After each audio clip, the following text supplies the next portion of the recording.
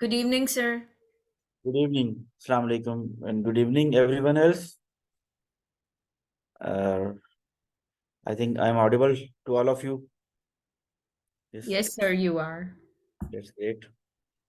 Okay जी, चलें वही हमारा जो फॉर्मेट है उसी फॉर्मेट को लेके हम चलेंगे आज भी। और आज का टॉपिक हमारा बहुत ज़्यादा इम्पोर्टेंट टॉपिक है। इस पर्सपेक्टिव से इम्पोर्टेंट है कि जो एचआर की अंदर जो डिजिटलाइजेशन हो रही है, ऑटोमेशन हो रही है, उसके हवाले से हम बात करेंगे आज के अपने इस सेशन में। और हम डिस्कस करेंगे कि इसकी क्या इम्पोर्टेंस है, इसकी क्या ज़रूरत है, और कौन-कौन से जो ईआरपी सिस्टम्स हैं वो इस वक़्त मुख्तलिफ ऑर्गेनाइजेशंस के अंदर इम्प्लीमेंटेड हैं, बिज़नेसेस के अंदर इम्प्लीमेंटेड हैं, और उनका कितना कंट्रीब्यूशन है और एचआर की डेवलपमेंट में, एचआर की ग्रोथ में, राइट। तो इसमें हम ऑलमोस्ट जो हमारा एक लिमिटेड टाइम है, उस लिमिटेड टाइम में हम कोशिश करेंगे कि ओवरऑल एक पर्सपेक्टिव दे सकें कि कितना इम्पोर्टेंट है एचआर के अंदर डिजिटल ट्रांसफॉर्मेशन का और ईआरपी सिस्टम का, और कितना बड़ा इम्पैक्ट बिजनेस पे आ चुका है डिजिटलाइजेशन के हवाले से। और मैं चाहूँगा कि हम जो बीच में जाके या सेशन के एंड में अपने अपने एक्सपीरियंसेस भी शेयर करें, और जो जो हमारी ऑर्गेनाइजेशन में डिफरेंट एक्सपीरियंसेस हैं ऑटोमेशन के पर्सपेक्टिव से, उस हवाले से बात भी करें। और जैसे जैसे एचआर इवॉल्व होता चला जाएगा, अपनी इर्तका की मंजिलें तय करता चला जाएगा, तो और ज़्यादा ट्रांसफॉर्मेशन आएगी और ज़्यादा डिजिटलाइजेशन आती चली जाएगी, राइट। और ये जो ऑटोमेशन है, इसका इतना बड़ा कंट्रीब्यूशन है कि इसने एचआर के लेबोरियस जो वर्क है उसको बिल्कुल चेंज कर दिया है। ठीक है, अब हम लोगों के पास इतना अच्छा और क्वालिटी टाइम होता है कि हम लेबोरियस वर्क के ऊपर एनर्जी वेस्ट नहीं करें, टाइम वेस्ट नहीं करें, और स्ट्रेटेजिक जो एचआर है और स्ट्रेटेजिक डिसीजन है, स्ट्रेटेजिक थिंकिंग है, उस पर्सपेक्टिव से काम करना शुरू कर दें, और जो प्रोसेसेस हैं उनको और ज़्यादा इम्प्रूव करें, और ज़्यादा जो उसके अंदर प्रोफिशेंसी है, प्रोडक्टिविटी है, उसको इनक्रीज करें। ये इतनी इसकी इम्पोर्टेंस है और इतनी ज़्यादा इसकी वैल्यू है, तो इसको अंडरस्टैंड करने की कोशिश करेंगे। आप लोग भी अपना जो एक्सपीरियंस है, अपना जो पर्सपेक्टिव है, वो ज़रूर शेयर कीजिएगा हम सब लोगों के साथ। आप लोग जहाँ पे बैठे हैं, नॉन प्रॉफिट ऑर्गेनाइजेशन से भी हैं, कमर्शियल ऑर्गेनाइजेशन से भी मौजूद हैं, और जो सॉफ्टवेयर जो टेक्नोलॉजी है, ट्रेनिंग एंड डेवलपमेंट, ये मुख्तलिफ डाइवर्सिफाइड किस्म का यहाँ पे हमारा एक यानी कि पॉपुलेशन है इस बैच की। कुछ लोग जो हमें ज्वाइन अभी नहीं किया, वो बाद में भी ज्वाइन करेंगे, या बाद में भी वो हमारे इस जो मटेरियल है उससे फैसिलिटेट होंगे ऑलमोस्ट।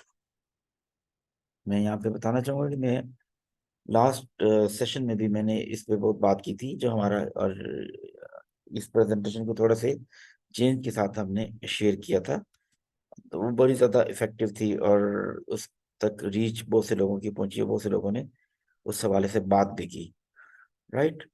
तो सबसे पहले तो हम बात करना चाहेंगे कि हमें ज़रूरत है कि इस बात को समझने की कि जो ट्रांसफॉर्मेशन के अंदर, डिजिटलाइजेशन के अंदर सबसे ज़्यादा जो बात की जाती है वो ईआरपी सिस्टम की बात की जाती है। That is ERP stand for, जो इसकी फुल फॉर्म है, enterprise resource planning, right.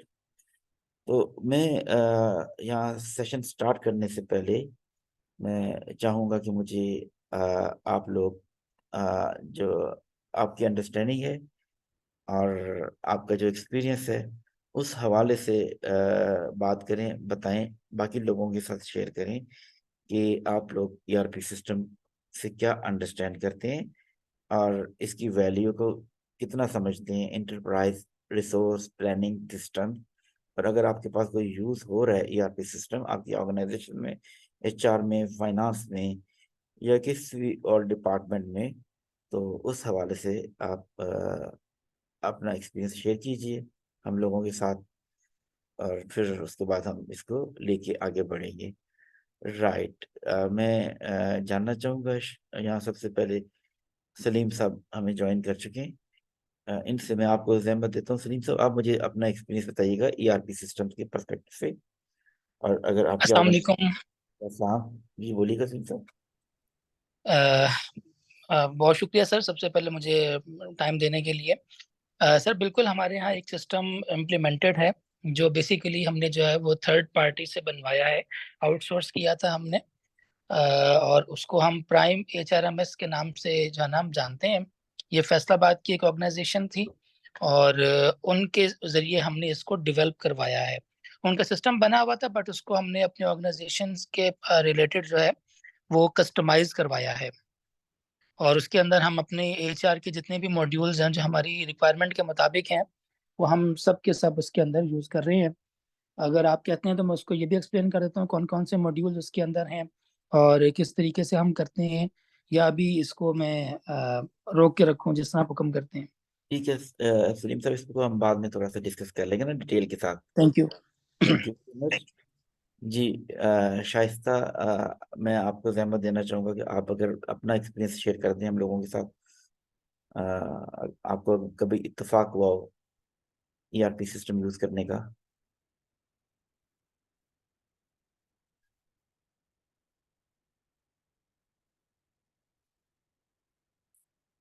Okay. मेरे ख्याल से मैं शाइस्ता ने मेरी बात उन तक पहुंची नहीं, या समझा नहीं उन्होंने, सुना नहीं। चलिए हम इसको लेके चलते हैं, फिर एट द एंड इसको कंक्लूड करेंगे। तो फिर हम इस पे मजीद तफसील से बात करेंगे, और उस वक्त तक हम बहुत सारे जो ईआरपी सिस्टम ग्लोबली अवेलेबल हैं, बड़ी बड़ी ऑर्गेनाइजेशन में इम्प्लीमेंटेड हैं, उनके बारे में अंडरस्टैंड कर लेंगे। और किसी भी ऑर्गेनाइजेशन में जब डिजिटलाइजेशन की तरफ ट्रांसफॉर्मेशन होती है, तो सबसे बड़ा जो इम्पोर्टेंट की रोल होता है उस ट्रांसफॉर्मेशन के हवाले से, उस चेंज के हवाले से, उस सिस्टम को इम्प्लीमेंट करने के पर्सपेक्टिव से, वो HR का बड़ा इम्पोर्टेंट रोल कंसिडर किया जाता है। और HR की रिस्पॉन्सिबिलिटी बन जाती है कि सब लोगों को ट्रेन करें, एजुकेट करें, being an evangelist, being a trainer, और being a person who is responsible for the learning and development of the organisation, right. जितने भी रिसोर्सेज ऑर्गेनाइजेशन के हैं उनके लिए। तो हमारे कंधों पे ये जिम्मेदारी आती है नॉर्मली, कि आप ने कोई भी सिस्टम आएगा ईआरपी जो डिजिटलाइजेशन में आपके ऑर्गेनाइजेशन को सपोर्ट करेगा, उसको इम्प्लीमेंट करने में हमने फ्रंट फुट पे आके लोगों को लीड करना है, राइट। तो इसको हम अंडरस्टैंड करने की कोशिश करते हैं कि ईआरपी सिस्टम होना क्या चाहिए, उसमें किन किन चीज़ों का ख्याल रखना चाहिए, ठीक है, और कहाँ कहाँ पे उसका यूज़ हो सकता है। HR के अंदर भी यूज़ हो सकता है, फाइनेंस के हवाले से भी यूज़ होता है। मॉड्यूल वेरी कर रहे होते हैं, हर डिपार्टमेंट के हिसाब से उसके अलग अलग मॉड्यूल्स होते हैं, राइट। कस्टमर रिलेशनशिप, CRM जिसको कहते हैं, सेल्स से रिलेवेंट जो ऑर्गेनाइजेशन है, कस्टमर हैंडलिंग करने वाली जो ऑर्गेनाइजेशन है, वहाँ पे CRM के अलग अलग सिस्टम भी मौजूद हैं, और CRM के इंडिपेंडेंट ऑटोनोमस सिस्टम भी मौजूद हैं, ठीक है, और इंटीग्रेटेड सिस्टम भी मौजूद हैं, जो ERP सिस्टम का पार्ट होते हैं, जो कि एक ऑर्गेनाइजेशन ने परचेज किया होता है। Supply chain and vendor management, इनका भी बड़ा इंपॉर्टेंट रोल होता है, इस डिपार्टमेंट का भी। प्रोजेक्ट एंड HR मैनेजमेंट, हम तो खुद इसमें है। Manufacturing and production and service management and delivery. तो ERP सिस्टम जब भी कोई ऑर्गेनाइजेशन खरीदती है, तो उसको हर डिपार्टमेंट के हवाले से कस्टमाइज कर लेती है। और कुछ ऑर्गेनाइजेशन ऐसी भी होती हैं जो शायद इतना बजट रखती नहीं है, या एक्सपेरिमेंटल बेसिस में होती हैं, तो वो कोई एक आध मॉड्यूल ही लेती हैं, एक आध मॉड्यूल ही सब्सक्राइब करवाती हैं, फिर उसको यूज़ करती हैं। एक चीज़, एक वर्ड यूज़ किया जाता है मैनेजमेंट के अंदर, या किसी भी तरह से बिजनेस के अंदर, प्रोटोटाइप ना, pilot project. As a pilot project भी वो यूज़ करते हैं, कोई एक आध मॉड्यूल एक आध डिपार्टमेंट के लिए। फिर उसके जो उनका एक्सपीरियंस होता है, उसके बाद वो उनका एक्सपीरियंस उनको इनकरेज करता है कि वो दूसरे मॉड्यूल भी दूसरे डिपार्टमेंट में भी उनको उस पूरे सिस्टम को इम्प्लीमेंट करें। या फिर ये है कि अगर कोई एक आध मॉड्यूल जो प्रोटोटाइप या टेस्टिंग के दौरान, या पायलट प्रोजेक्ट के बीच में अगर उनको सेटिस्फेक्शन मिलती नहीं है, उनके डिजायर्ड ऑब्जेक्टिव पूरे नहीं होते, तो फिर वो क्या करते हैं कि वो किसी और ईआरपी सिस्टम को ट्राई करने की कोशिश करते हैं। तो दिस इज इम्पोर्टेंट। तो इस तरह से फिर हम इसका जो होराइजन है वो एक्सपेंड करते हैं after our experience with prototype testing और any other thing like that. तो उसके बाद अपने होराइजन को, अपना जो एक्सपोजर है उसको इंक्रीज करते हुए दूसरे डिपार्टमेंट में भी उसको शुरू कर देते हैं। और नॉर्मली एचआर से ही स्टार्ट होता है या फाइनेंस से स्टार्ट होता है। ठीक है, दोनों ही बड़े यानी कि समझ लें कि ताकतवर किस्म के किसी भी ऑर्गेनाइजेशन में डिपार्टमेंट होते हैं, जो कि डिसीजन मेकर भी होते हैं और स्ट्रेटेजिक भी होते हैं, राइट। तो ईआरपी के सिस्टम को समझते हैं कि ईआरपी सिस्टम, जो आइडियल ईआरपी सिस्टम है, वो क्या करता है, डिफरेंट डिपार्टमेंट को ब्रिज करता है, centralising data and optimising operation for HR. They digitalise processes like payroll, benefits admin, compliance, and talent management, boosting efficiency and providing insight into the workforce. ERP create a single source of truth across HR and the businesses। ठीक है, ये transparency लेके आता है ERP system. ठीक है, सब लोगों, सब डिपार्टमेंट को वो कर देता है, इंटीग्रेट करवाता है, सेंट्रलाइज करवाता है, और डाटा को ऑप्टिमाइज करता है, रिसोर्सेज को ऑप्टिमाइज करता है। ईआरपी सिस्टम जो आइडियल ईआरपी सिस्टम है, जो आप अपने ऑर्गेनाइजेशन में लेके आते हैं, आपका जो लेबोरियस वर्क है वो खत्म हो जाता है। और लेबोरियस वर्क खत्म होने के बाद आपके लिए कन्वीनियंस हो जाती है कि आप अपने जॉब को किस तरह से परफॉर्म करते हैं, राइट। और एफिशिएंसी इंक्रीज कर जाती है, ट्रांसपेरेंसी इंक्रीज कर जाती है, और डाटा की एक्सेस हर वक्त हर एक के लिए मौजूद रहती है। जितने भी की स्टेक होल्डर्स होते हैं जो उस सिस्टम के साथ अटैच होते हैं, उस ऑर्गेनाइजेशन में काम करते हैं, उन सब की डाटा तक एक्सेस होती है। और जिस जिसको एक्सेस मिली होती है वो हर वक्त अपने घर में, ऑफिस में, ट्रैवलिंग में, कहीं पे भी होते हुए across the world, across the globe, वो डाटा तक एक्सेस ले सकते हैं, डिसीजन में पार्टिसिपेट कर सकते हैं, इंक्लूसिव होके काम कर सकते हैं ऑर्गेनाइजेशन के अंदर। उनके अंदर किसी किस्म की लिमिटेशन नहीं होती, टाइम की या प्लेस की, लोकेशन की, कि यार इस वक्त तो फैसलाबाद में है, लाहौर में है, कराची में है, दुबई में है, यूएसए में है, कहीं पे भी मौजूद है। वो बिल्कुल इक्वली प्रेजेंट, अपने आप को प्रेजेंट रख सकते हैं, अपनी प्रेजेंस को बता सकते हैं, वर्चुअली वो वहाँ पे इन्वॉल्व होते हैं हर प्रोसेस के अंदर, हर चीज के अंदर। तो this is importance of ERP system, और जरूरत भी है कि हम इसको अंडरस्टैंड करने की कोशिश कर सकें। ठीक है जी। अब हमने तो एक एरियल किस्म का डिस्कशन की बेनिफिट डिस्कस कर लिए प्रीवियस स्लाइड में। अब यहाँ पे हम जरा अंडरस्टैंड करने की कोशिश करते हैं कि ईआरपी के बेनिफिट्स क्या क्या हो सकते हैं, राइट। और बेनिफिट हैं क्या क्या। सबसे पहले तो देखें जी, जो हमने बात कर ली, इम्प्रूव एफिशिएंसी इंक्रीज कर जाती है, एरर कम हो जाते हैं, एरर फ्री रिपोर्टिंग आना शुरू हो जाती है। ERP system streamline HR processes like payroll, benefit management, recruitment, leading to significant time saving. पहले क्या होता था नॉर्मली, प्रीवियसली, कि जी ऑफिस में लोग बैठे हैं, टाइम मैनेजमेंट कैलकुलेट कर रहे हैं, पेरोल वाले जो बैठे हैं वो ओवर टाइम को कैलकुलेट कर रहे हैं ऑर्गेनाइजेशन के अंदर। अब तो बेसिकली जो अटेंडेंस मशीन होती है, जो इन एंड आउट कर रही होती है, वो भी अपना एक रोल प्ले कर रही होती है, वो भी अटैच होती है ईआरपी सिस्टम से। मैनुअली जो आपने पहले रजिस्टर लेके उनको फिल करना होता था, डॉक्यूमेंट को कलेक्ट करना होता था, फिर भी प्रोविजन रह जाती थी कि आप कोई ना कोई एरर हो जाए, किसी ना किसी का एक्स्ट्रा आप ओवर टाइम मेंशन कर दें। लेकिन अब ऐसा नहीं है। ठीक है, तो अब एरर फ्री है, बेटर डाटा डाटा एनालिटिक्स, और ERP provide insightful analytics on key HR metrics like attrition rate, training cost, hiring performance, etc। आप रिटर्न ऑन इन्वेस्टमेंट भी कैलकुलेट कर सकते हैं, हायरिंग कॉस्ट को भी कैलकुलेट कर सकते हैं, टाइम टू हायर को भी कैलकुलेट कर सकते हैं, रिटेंशन को भी कैलकुलेट कर सकते हैं, एम्प्लॉयबिलिटी को भी कैलकुलेट कर सकते हैं, काउंट कर सकते हैं, उसके भी ऊपर एनालिसिस को असेस कर सकते हैं, एवेलुएट कर सकते हैं। दिस इज इम्पोर्टेंट कि आपके एक क्लिक के ऊपर आपके पास सारी की सारी रिपोर्ट्स आ जाएंगी, राइट। ये भी एक एडवांटेज है कि बेटर आपको पास रिपोर्टिंग आती है। इनहांस्ड रिपोर्टिंग, जो ये हम जो प्रीवियस बात कर रहे हैं 2 पॉइंट्स में, वो बेसिकली यहीं पे customised reports and dashboard provide visibility into HR KPI for data driven decision making. Reporting बहुत ज़्यादा ट्रांसपेरेंट हो जाती है, बहुत ज़्यादा इजी हो जाती है, इजी टू अंडरस्टैंड हो जाती है रिपोर्टिंग, रिपोर्टिंग फंक्शन। और अपनी मर्जी की रिपोर्ट्स आप निकाल सकते हैं कि जिस डिपार्टमेंट की आपको रिपोर्ट चाहिए, जिस फंक्शन की रिपोर्ट चाहिए, आप केपीआई को देखना चाह रहे हैं,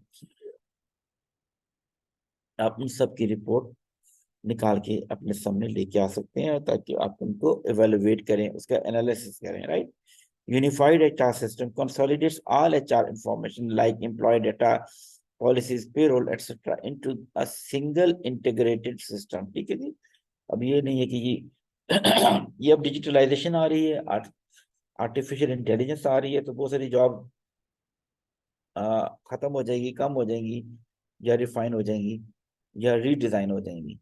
ठीक है, या हो भी रही है ना इस तरह से। तो ये भी एक बेनिफिट है ईआरपी का, कि जी एक ही सिस्टम सारी ऑर्गेनाइजेशन में इम्प्लीमेंटेड है।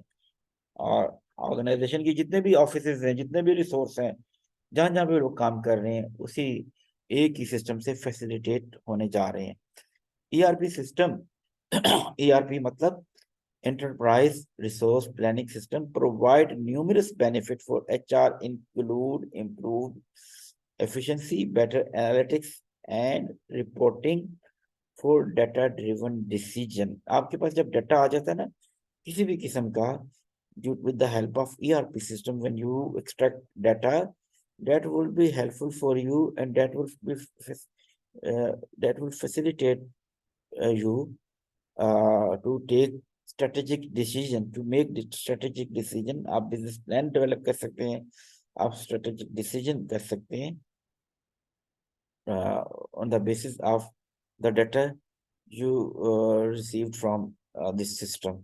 तो इतना इम्पोर्टेंट है, इतना आसान काम कर देता है, इतना ज्यादा कन्वीनियंस भी प्रोवाइड करता है बीइंग एन एचआर प्रोफेशनल, या किसी को भी, किसी भी डिपार्टमेंट को भी ना।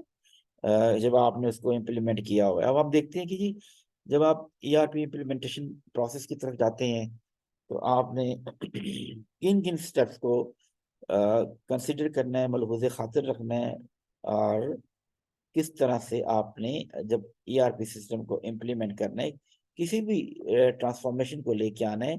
और ये होता रहता है ऑर्गेनाइजेशन में, जो भी ऑर्गेनाइजेशन डेवलप हो रही होती हैं या डेवलपमेंट के फेज में होती हैं, उन ऑर्गेनाइजेशन के अंदर आपको इन सब स्टेप्स में से गुजरना पड़ता है, और इन सब जो प्रोसेसेस हैं इनको फॉलो करना पड़ता है। तो आप जब भी इम्प्लीमेंट करने चले जाएं, तो आपने क्या करना है, कोशिश करनी है कि जो स्टेप्स मैं आपके साथ डिस्कस कर रहा हूँ या लिखे हुए हैं आपके सामने, आपके साथ स्लाइड में शेयर करूंगा, तो इस तरह स्टेप वाइज आप किसी भी ईआरपी सिस्टम को इम्प्लीमेंट करेंगे अपनी ऑर्गेनाइजेशन में।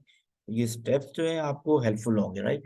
सबसे पहले देखेंगे perform perform requirement analysis to understand business need, कि आपकी ऑर्गेनाइजेशन की बिजनेस नीड क्या है, कौन सा ईआरपी सिस्टम आपकी ऑर्गेनाइजेशन की बिजनेस नीड को फुलफिल कर रहा है, इसको अंडरस्टैंड करने की कोशिश करेंगे, राइट। उसके बाद आप डिफरेंट वेंडर्स को इनवाइट करेंगे, उनसे मिलेंगे, उनकी जो ईआरपी सिस्टम वो आपको प्रोवाइड कर रहे हैं या ऑफर कर रहे हैं उनको अंडरस्टैंड करने की कोशिश करेंगे, उनके फ्यूचर बेनिफिट को देखेंगे, और देखेंगे कि what is in it for me. वो वाला फार्मूला है ना कि आपके लिए उनके ईआरपी सिस्टम में मौजूद क्या क्या है, प्राइस को कंपेयर करेंगे, हर तरह से एफिशिएंसी को कंपेयर करेंगे, ईज ऑफ यूज को कंपेयर करेंगे, कस्टमर फ्रेंडली को कंपेयर करेंगे। ठीक है जी। उसके बाद आप क्या करेंगे नेक्स्ट लेवल पे, जो आपकी रिक्वायरमेंट है उनके हिसाब से उस ईआरपी सिस्टम को कस्टमाइज करवाएंगे, कॉन्फ़िगर करवाएंगे, और फिर उसको इम्प्लीमेंट करवाएंगे, राइट। अब ये भी एक स्टेप हो गया। इसके बाद नेक्स्ट स्टेप क्या आएगा, ईआरपी सिस्टम को कुछ अर्से के लिए उसका डेमो ले लेंगे, डेमोन्स्ट्रेशन लेंगे, उसका ट्रायल वर्जन लेंगे, यूज करेंगे अपनी ऑर्गेनाइजेशन में, ताकि जो उसके हिकअप्स हैं उनसे आप फेमिलियर हो जाएं, उनसे वाकिफ हो जाएं, और उनको जो लूप होल्स हैं या भी कोई भी सरप्राइजिंग चीजें आ सकती हैं या अनफोर्सीन कुछ भी आ सकता है, उसको भी आप अच्छी तरह से असेस कर लेंगे, इवेलुएट कर लेंगे, right? ये भी हो गया। नेक्स्ट स्टेप क्या है? Train employees on using the ERP system. आपने प्रोटोटाइप टेस्ट फेज में से निकल गए या टेस्ट फेज में से हैं, तो तमाम जो लोग आपके साथ काम करते हैं उनको ट्रेन करने की कोशिश करेंगे, उनका ट्रेनिंग का प्लान बनाएंगे और किस तरह से आपने एग्जीक्यूट करना है ये आप बना के कुछ लोगों को ट्रेन करेंगे। Train the trainer model use करेंगे या आप फिर ओवरऑल सब जहाँ जहाँ पे आपकी ऑर्गेनाइजेशन मौजूद है वर्चुअली या फिजिकली जाके लोगों को ट्रेन करेंगे। That depends on the structure of your organisation, right. और इन सब मरहलों के बाद क्या करेंगे? Go live and start using ERP system. आप फिर प्रैक्टिकली फील्ड में आ जाएंगे, इन फील्ड हो जाएंगे। मतलब ये कि आपने ईआरपी इन ट्रू सेंस में उसके सारे फंक्शन के साथ यूज करना शुरू कर देना है और हर एक की उस ईआरपी को यूज करने में की तरफ एक्सेस स्टार्ट हो जाएगी, राइट। तो ये 6 स्टेप्स हैं इस स्लाइड्स के अंदर, जो प्रोसेसेस हैं जो आपने इम्प्लीमेंट कराना है। इन प्रोसेस को आप देख लें, अंडरस्टैंड कर लें, समझ लें कि आपने इस तरह से लेके चलना है अपनी ऑर्गेनाइजेशन में ईआरपी सिस्टम को इम्प्लीमेंट करने के लिए। अब देखते हैं जी जब एचआर की बात करेंगे, जब एचआर के लिए आप ईआरपी सिस्टम ले रहे हैं, मॉड्यूल ले रहे हैं, सबसे पहले स्टार्ट नॉर्मली किसी भी ऑर्गेनाइजेशन में जब ईआरपी को किया जाता है, एंटरप्राइज रिसोर्स प्लानिंग सिस्टम को, तो एचआर में करवाया जाता है और साथ या फिर फाइनेंस में करवाया जाता है। ठीक है, कुछ ना कुछ मॉड्यूल दोनों चेक कर रहे होते हैं ना। या सप्लाई चेन को भी आप एंगेज कर सकते हैं। ठीक है, ये सारे डिपार्टमेंट को एंगेज कर सकते हैं आप इसमें। तो जो मॉड्यूल एचआर के लिए हैं, क्योंकि हम एचआर ऑटोमेशन की बात कर रहे हैं, तो वहाँ पे फिर कोर एचआर कुछ मॉड्यूल्स हैं जो कोर एचआर को देखते हैं, like manage employee data, like profiles, benefit, attendance. Main जो फंक्शन है कोर एरिया ऑफ एचआर है, तो उसको वो देखते हैं, राइट। फिर कुछ मॉड्यूल्स ऐसे हैं जो कि आप ट्रेनिंग के लिए ले सकते हैं। अगर आपकी ऑर्गेनाइजेशन में ट्रेनिंग एंड डेवलपमेंट का जो डिपार्टमेंट है फुली फंक्शनल है और बहुत ज़्यादा एक्सटेंसिवली ट्रेनिंग करवाते हैं, आप फिर ट्रेनिंग एनालिसिस भी करवाते हैं, ट्रेनिंग नीड असेसमेंट भी करवाते हैं, और फिर उसके बाद आप ट्रेनिंग का कंटेंट भी डेवलप करते हैं, कैलेंडर भी डिज़ाइन किया होता है और वो भी इम्प्लीमेंटेड होता है। ठीक है, डिसेंट्रलाइज करते हैं आप, तो फिर आपके लिए ट्रेनिंग का मॉड्यूल भी लेना जरूरी है। Managing training program, track completion, schedule and session वगैरह जो भी है ना, कि जी अगर वो आपकी ऑर्गेनाइजेशन ने मॉड्यूल लिया हुआ, ट्रेनिंग एक्सटेंसिव होती हैं, सेल्फ पेस पे ट्रेनिंग होती है, फिजिकल होती हैं, जूम के जरिए से होती हैं, तो फिर या ऑर्गेनाइजेशन के अंदर एम्प्लॉयज को असाइन कर दी जाती है ट्रेनिंग, किसी टाइम ड्यूरेशन में उन्होंने पूरी करनी होती है। इसका सारा ट्रैक भी आपके सामने आएगा और आपके सामने फ्लैग, रेड फ्लैग आ जाएगा कि अगर आपने किसी को कोई ट्रेनिंग असाइन की है और उन्होंने की नहीं, तो आपके सामने एकदम से पॉपअप आ जाएगा और रेड फ्लैग आ जाएगा, जिससे आपको हेल्प मिलेगी कि आप कोई करेक्टिव एक्शन लें। अक्सर ऑर्गेनाइजेशन में कुछ ट्रेनिंग्स हैं जो मैंडेटरी होती हैं, जैसे एसओपी को करना, कोड ऑफ कंडक्ट को करना, उनकी ऑन बोर्डिंग में शामिल होता है कि जी जैसे ही किसी ने ऑन बोर्ड किया तो उसके स्टेप्स आगे बढ़ेंगे ही नहीं ऑन बोर्डिंग के, या मजीद जब तक उसने टर्म्स एंड कंडीशन के ऊपर एग्री नहीं कर लिया, एसओपी के ऊपर, कोड ऑफ कंडक्ट के ऊपर, और कोड ऑफ कंडक्ट के बाद उसको स्टडी नहीं कर लिया, उसके ऊपर वो ट्रेन नहीं हो गया, तो उसके बाद फिर वो आगे उसका बढ़ेगा ना काम, यानी नेक्स्ट स्टेप पे वो जाएंगे। रिक्रूटमेंट के हवाले से भी हैं मॉड्यूल्स, वो आप डिपेंड करते हैं कि आप लेते हैं कैसे। रिक्रूटमेंट के हवाले से ऐसे मॉड्यूल भी जो हम आगे जाके डिस्कस करेंगे, वर्क का डे, कि जो ऑटोमेटेड होते हैं, जहाँ पे हमने कमांड डाल दी, लोगों ने अप्लाई करना शुरू कर दिया, उन्होंने खुद से ही जो रिक्रूटमेंट से रिलेटेड एप्लीकेशन ट्रैकिंग सिस्टम मौजूद हैं, उन्होंने खुद से असेस करना है, फिल्टर आउट करना है, शॉर्ट लिस्टिंग करनी है, जो कि आपके लिए हेल्प है ना। पहले तो आप करते थे शॉर्ट लिस्ट, एक एक सीवी को पढ़ना पड़ता था, और पाकिस्तान में या बहुत से मुल्कों में ये ट्रेंड है कि कोई एक जॉब होती है तो इररेलेवेंट सीवीज भी बहुत सारे आते हैं जिनको आपको फिल्टर करना बहुत डिफिकल्ट काम होता है, राइट। तो ये हम अभी थोड़ा सा पढ़ रहे हैं, इसके बाद मजीद जाके पढ़ेंगे। रिक्रूटमेंट यहाँ पे भी आपके साथ आर्टिफिशियल इंटेलिजेंस ने हेल्प कर दिया, राइट। उसके बाद पे रोल आ जाएगा। ये सारे वो काम है ना जो रिपीटेटिव काम है। एक बात अंडरस्टैंड कर लीजिए, जो रिपीटेटिव टास्क हैं वो सारे के सारे वहां पे आर्टिफिशियल इंटेलिजेंस आ जाएगी, ऑटोमेशन तो आ जाएगी ना, राइट। पे रोल में जैसे कैलकुलेट करना है, पे को कैलकुलेट करना है, डिडक्शन को कैलकुलेट करना है, टैक्सेस को कैलकुलेट करना है, पे स्लिप जनरेट करनी है, तो ये भी सारा का सारा आ जाएगा जी। ऑटोमेशन के अंदर ऑटोमेटिकली चीजें जनरेट हो जाएंगी। और परफॉर्मेंस मैनेजमेंट के हवाले से हम बात कर चुके हैं, और परफॉर्मेंस की बात करेंगे तो फिर गोल्स के ऊपर जो आपकी परफॉर्मेंस है, जो गोल आपने सेट किए हैं, आपकी प्रोग्रेस किस लेवल पे जा रही है, ठीक है जी, उनको रिव्यू करना और फीडबैक प्रोवाइड करना, ये सब चीजें भी बड़ी जरूरी हैं।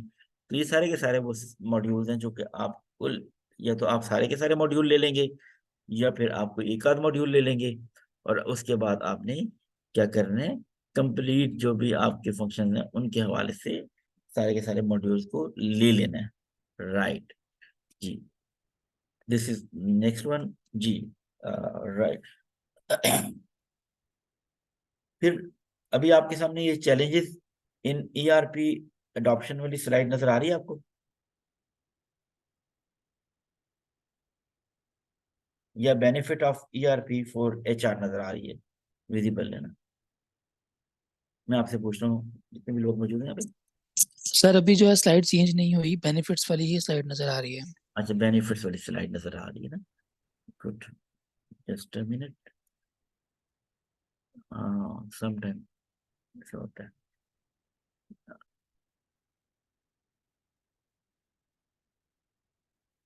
जी जी, ये आपके सामने आ गया, राइट। देखिए टेक्नोलॉजी है, लेकिन टेक्नोलॉजी भी कभी कभी अब उसके अंदर ग्लिचेस भी आते हैं, वो अपनी चीजें अपने हिसाब से चलाती है ना, ठीक है।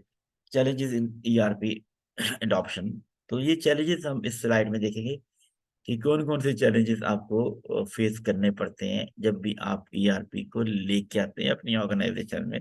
ऑर्गेनाइजेशन का कल्चर भी एक बहुत बड़ा चैलेंज होता है।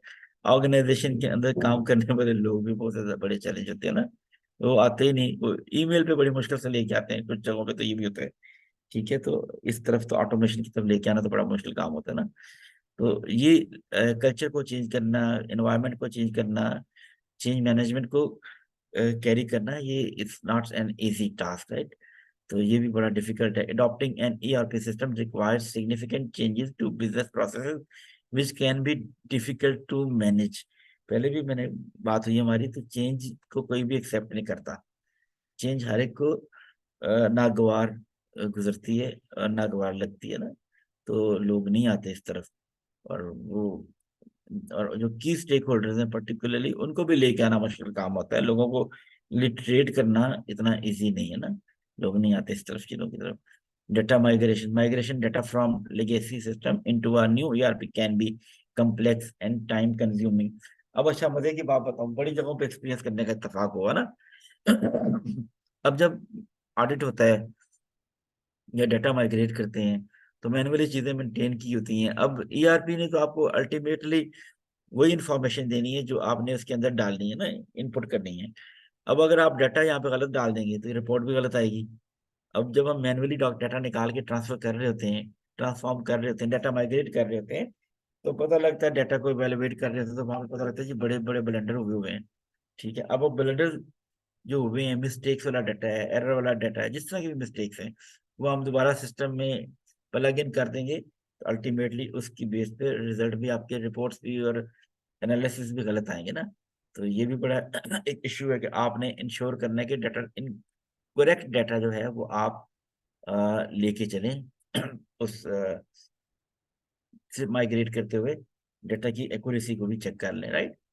फिर यूजर ट्रेनिंग, जो लोग यूज कर रहे हैं ईआरपी सिस्टम को, उनको ट्रेन करना भी बड़ा इंपॉर्टेंट है कि user need to be properly trained on the new ERP system to ensure adoption and utilization।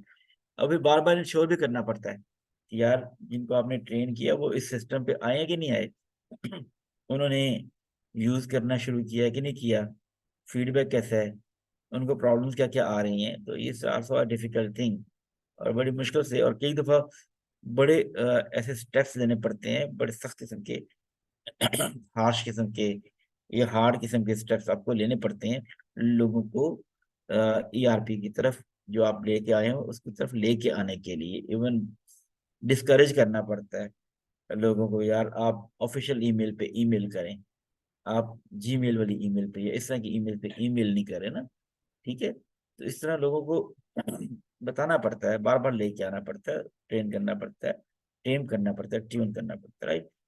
फिर कस्टमाइजेशन भी बड़ी इंपॉर्टेंट है कि कस्टमाइजेशन कैसे करेंगे आपकी ऑर्गेनाइजेशन की नीड के हिसाब से, ठीक है जी। Extensive customisation of the ERP to support unique business processes can increase cost and complexity.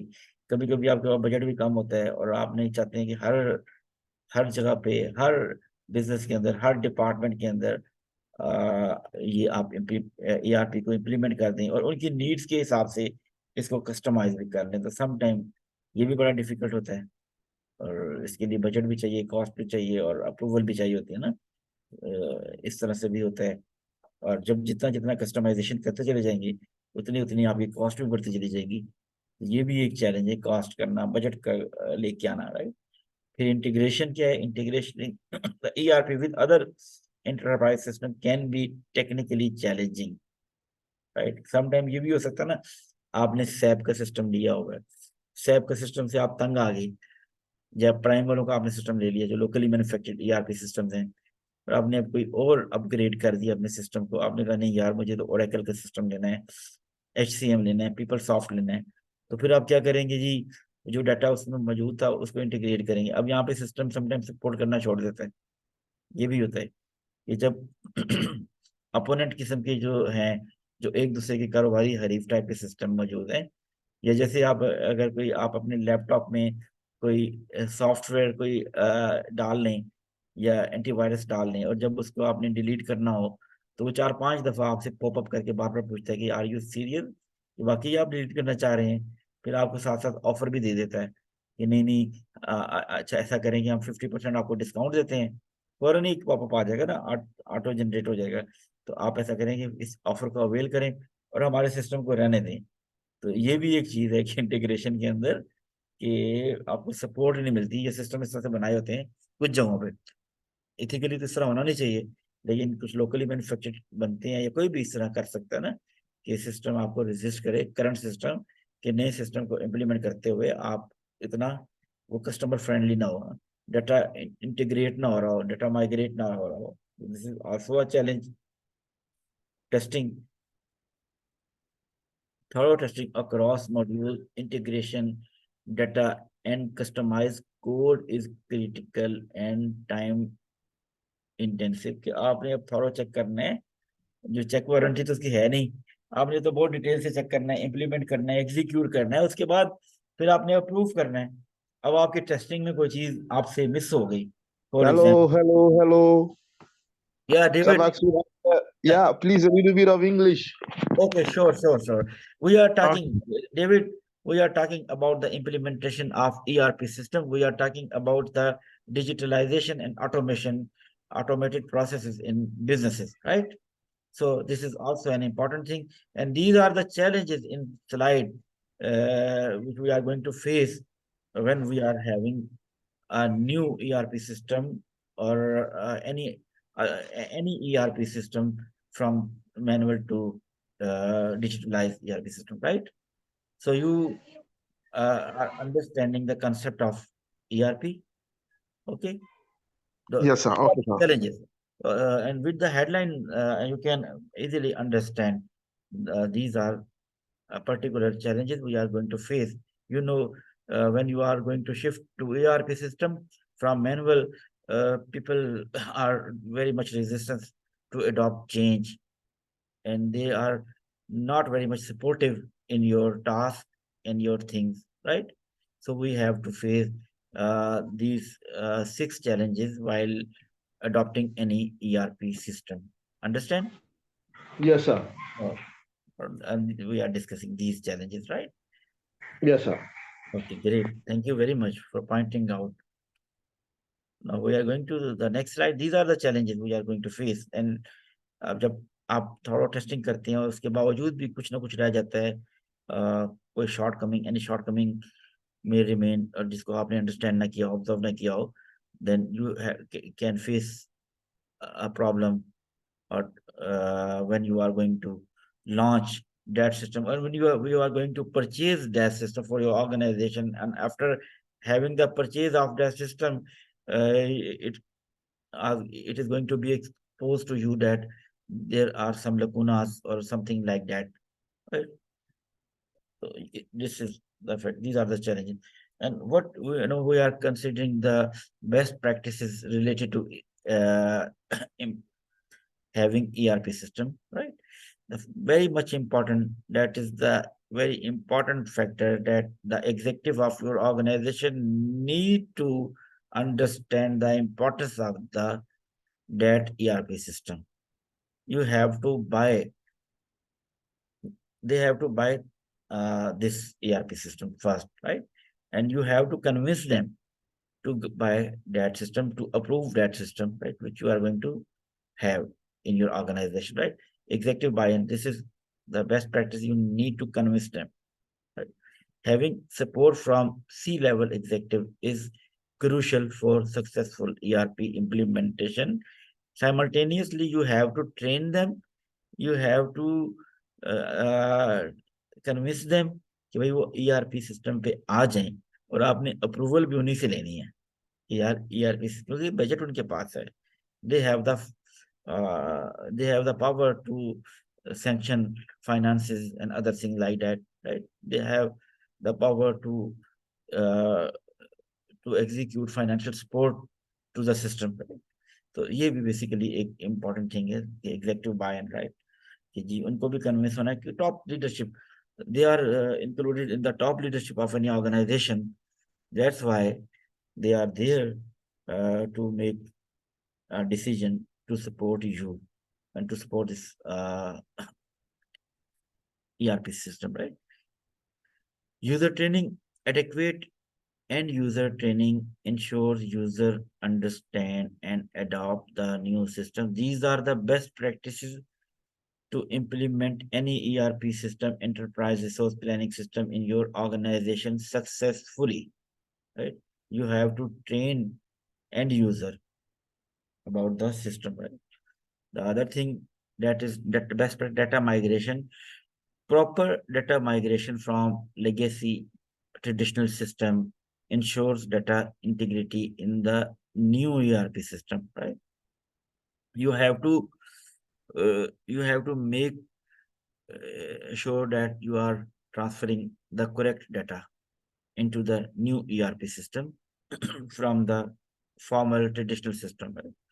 This is also important. ऐसा होता है कि मैंने जैसे पिछली स्लाइड में डिस्कस किया कि डाटा करेक्ट नहीं है और आपने माइग्रेट कर दिया न्यू सिस्टम में, ultimately you have to face the consequences. आपको रेपरकशंस जो हैं उनको बेयर करना पड़ेगा, राइट? अल्टीमेटली अगर आपने इन चीज़ों का ख्याल नहीं रखा, वही जो चैलेंजेस थे उनको पहले से उनके बारे में एंटिसिपेट करना, रेडी होना, वो ज़्यादा ज़रूरी है कि जो चैलेंजेस आपको फेस करेंगे. Change management help manage the organisational change brought by the new ERP system. जो चेंजेस है उनके हवाले से जो चैलेंजेस आएंगे उनको मैनेज करने के लिए प्लान करना भी it's your responsibility. It's the responsibility of HR, right, to think about these things, right? Following best practices mentioned above in the slide, like executive sponsorship, training, data migration, and change management, increase the chances of a successful ERP implementation, right? This is important. If you want to implement any ERP system in your organization successfully, you have to be careful about these 4 postulates or these 4 components, and these are very much important to understand. Yes, next one is the future of ERP. This is the future of ERP. Okay. ERP में artificial intelligence integration, this is now very much pivotal and important कि जी artificial intelligence is very much involve in futuristic ERP system. ठीक है, जो भी future में ERP system आएंगे उनमें आर्टिफिशियल इंटेलिजेंस प्लग इन हो जाएगी, जिसने डिसीजन करने हैं, करेक्टिव डिसीजन करने हैं, रिपीटेटिव टास्क के अंदर डिसीजन करने हैं, राइट। एडवांस एनालिटिक्स के आप उनके अंदर ये सलाहियत मौजूद है कि आपको जो भी डाटा रिक्वायर्ड है, जो भी डाटा यू नीड, वो वहां से एक्सट्रैक्ट कर सके उस ERP सिस्टम से। ब्लॉकचेन इंटीग्रेशन, ठीक है, ब्लॉकचेन इंटीग्रेशन भी बड़ी इंपॉर्टेंट चीज है कि आप previously it was a threat that someone is hacking your system and someone is going to hack your system and your system is going to collapse after that hacking। तो उससे बचने के लिए अब ब्लॉकचेन इंटीग्रेशन है कि data को बहुत सी जगहों पे सेव कर दिया जाता है डिफरेंट पार्ट्स में, राइट। वो इंटीग्रेटेड होते हैं, एक दूसरे के साथ अटैच होते हैं, वो ब्लॉकचेन की शेप में होते हैं, right? कुछ डाटा कहीं किसी सर्वर में है, कुछ डाटा किसी सर्वर में। क्लाउड कंप्यूटिंग, जिस तरह हम अब इस सेशन की रिकॉर्डिंग भी क्लाउड के ऊपर कर रहे हैं ना, cloud is another way of saving things. अगर आपके लैपटॉप में डाटा सेव है, if you have any data in your laptop, there is a possibility that as if there is some kind of crisis or crash in your system, data may lose, you may lost that data, right? तो cloud computing ये है कि जो आपके इख्तियार में नहीं, कहीं और किसी और जगह पे सेफ प्लेस पे जहाँ पे डाटा सेव हुआ हुआ। This is the future of ERP कि ऑफलाइन भी आप यूज कर सकते हैं, ऑनलाइन भी यूज कर सकते हैं, ऑफ साइट भी यूज कर सकते हैं, ऑन साइट भी यूज कर सकते हैं। वेब बेस्ड भी ERP सिस्टम होते हैं और ऐसे ऐप बेस्ड भी ERP सिस्टम होते हैं जो कि आपके लैपटॉप में, आपके सिस्टम में मौजूद होते हैं। जब भी आप कनेक्ट होते हैं वाईफाई के साथ, इंटरनेट के साथ, तो आपका डाटा सिंक्रोनाइज होना शुरू हो जाता है और सिंक्रोनाइज होके उस क्लाउड पे जहाँ पे आपने सेव किया हुआ उस क्लाउड पे चला जाता है, right. This is important to understand जी। अब हम देखते हैं कि जी कौन कौन से ERP सिस्टम हैं, उनमें क्या क्या चीजें चाहिए कि फॉर HR डिजिटल ट्रांसफॉर्मेशन के लिए जरूरी है ना। we need such system in which there is a provision of customization and scalability। बात सुने? सॉरी एक मिनट, थैंक यू। अच्छा, जैसे जो स्केल अप कर रहे, जिनका स्कोप इंक्रीज किया जा सके, जिनको कस्टमाइज किया जा सके, तो ऐसे ERP सिस्टम हमें चाहिए होते हैं जो कि फ्यूचरिस्टिक अप्रोच के साथ काम कर रहे हैं। तो we need such an ERP system with futuristic approach and futuristic to fulfill the need of future, right? Ease of use, this is also an important thing, ठीक है, कि जी ease of use हो, convenience हो, उसके अंदर जो भी आप ERP सिस्टम यूज कर रहे हैं, evaluate the user interface and overall usability of the system for HR staff।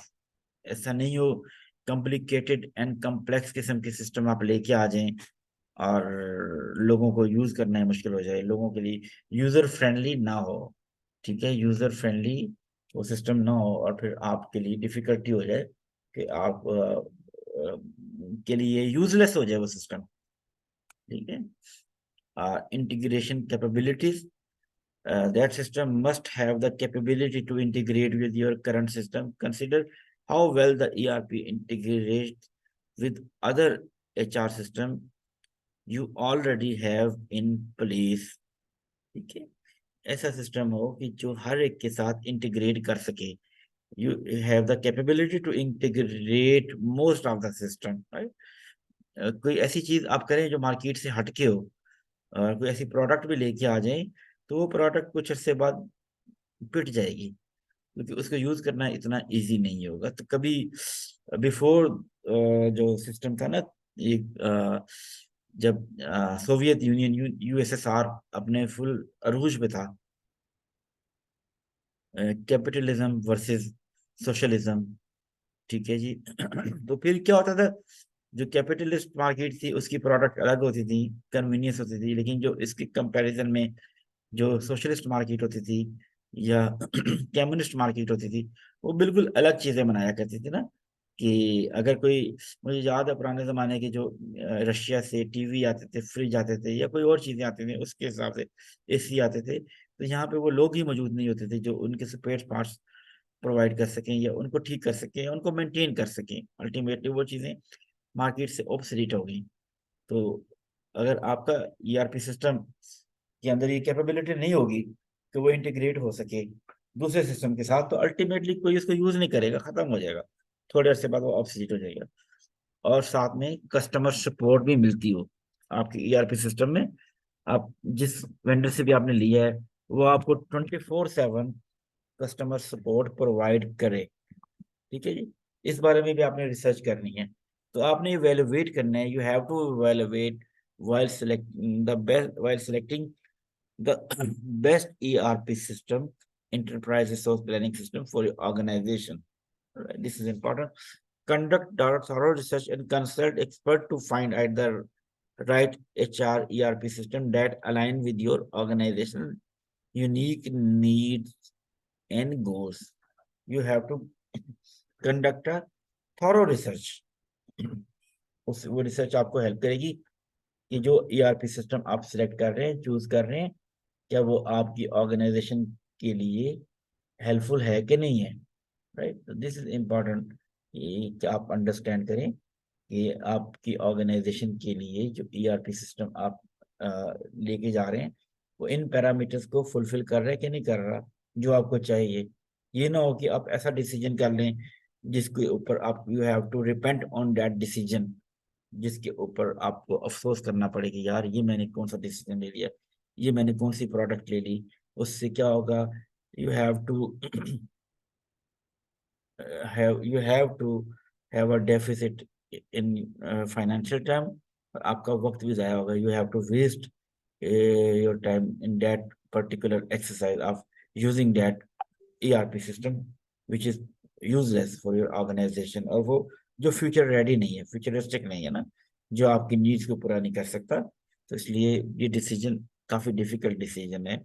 जैसे जैसे एचआर डिपार्टमेंट के अंदर एडवांसमेंट आती जा रही है टास्क के अंदर, ठीक है जी, वैसे वैसे लोग एम्पावर होते जा रहे हैं और आपकी टीम जो है वो ऑटोमेशन की तरफ आती चली जाएगी, जिसकी वजह से उनकी एफिशिएंसी इंक्रीज करेगी, क्लरिकल काम खत्म हो जाएंगे, लेबोरियस वर्क खत्म हो जाएगा, होता भी जा रहा है ना। तो अब और स्ट्रेटेजिक थिंकिंग क्रिएट हो रही है एचआर के, और भी बहुत सारे फंक्शंस के ऊपर गौर करने का मौका मिल रहा है। जिस तरह कॉर्पोरेट सोशल रिस्पॉन्सिबिलिटी आ गई, एम्प्लॉय एंगेजमेंट आ गई, या और इस तरह की चीजें थी। Previously it was not there in the basket of HR. तो ये these are the outcome of evolution of HR, right. Automation जितना जितना आती गई, उसने हमारा बर्डन शेयर कर लिया, ठीक है जी, हमारा बर्डन शेयर कर लिया। उस बर्डन शेयरिंग की वजह से हमें अपॉर्चुनिटी मिल गई कि हम अपना फोकस दूसरी चीजों की तरफ रखें, जो जिनकी वजह से क्वालिटी ऑफ लाइफ इम्प्रूव हो रही है, क्वालिटी ऑफ वर्क इम्प्रूव हो रहा है, एम्प्लॉय वेलबींग के ऊपर फोकस करें। देखिए कहाँ होती थी पहले एम्प्लॉय वेलबींग, कोई सोचता भी नहीं था कि एम्प्लॉय वेलबींग भी कुछ चीज़ है। यार हम तो पैसे देते हैं, सैलरी लेते हैं, काम करते हैं, तो वेलबींग का क्या रोल है इसमें, राइट। तो आप एम्प्लॉय वेलबींग भी सोच रहे हैं। Basically these are the transformation, this is the progress, this is the growth of the sector, and this is a kind of value addition, you can say। what is HR automation, अब इसको understand करते yes, please mute your mic, जिनका mic on हुआ है अपने mic को mute कर लें प्लीज। ओके, शायद human resource automation uses HR automation uses software to digitalize and automate repetitive and time consuming tasks। बहुत सारे टास्क ऐसे होते हैं जो रिपीटेटिव होते हैं, बार बार दोहराने वाले होते हैं। तो जो दोहराने वाले जो टास्क बार बार रिपीट करने वाले हों, तो उस पर एनर्जी बंदा क्यों वेस्ट करे, राइट? वाई टाइम क्यों वेस्ट किया जाए उस पर ना? when you are having a repetitive task in your system, in your organization, in your work, so the HR automation is there for those repetitive tasks to support you, including employee onboarding administration, payroll, timekeeping and benefit administration. सबको पता है salary, इतनी salary fix हुई है जो देनी है और रीइंबर्स होनी है, डिस्पर्स होनी है। सबको पता है कि ओवर टाइम कितना है, सबको पता है कि टाइम मैनेजमेंट कैसी है, कितने बजे आना है, कितने बजे जाना है, कितने आवर ऑफ वर्किंग रिक्वायर्ड है ना, सब ये रिपीट है। बार बार आप एक्सरसाइज करें, वीक के मंथ के लास्ट 5 डेज 6 डेज 10 डेज लगा के आप पेरोल रन करें, और पेरोल वही है जो कि आपने प्रीवियस मंथ में किया था, और साल में अराउंड हर महीने के हिसाब से 5 डेज कंज्यूम करें। You consume 5 days in every month just for a trivial task.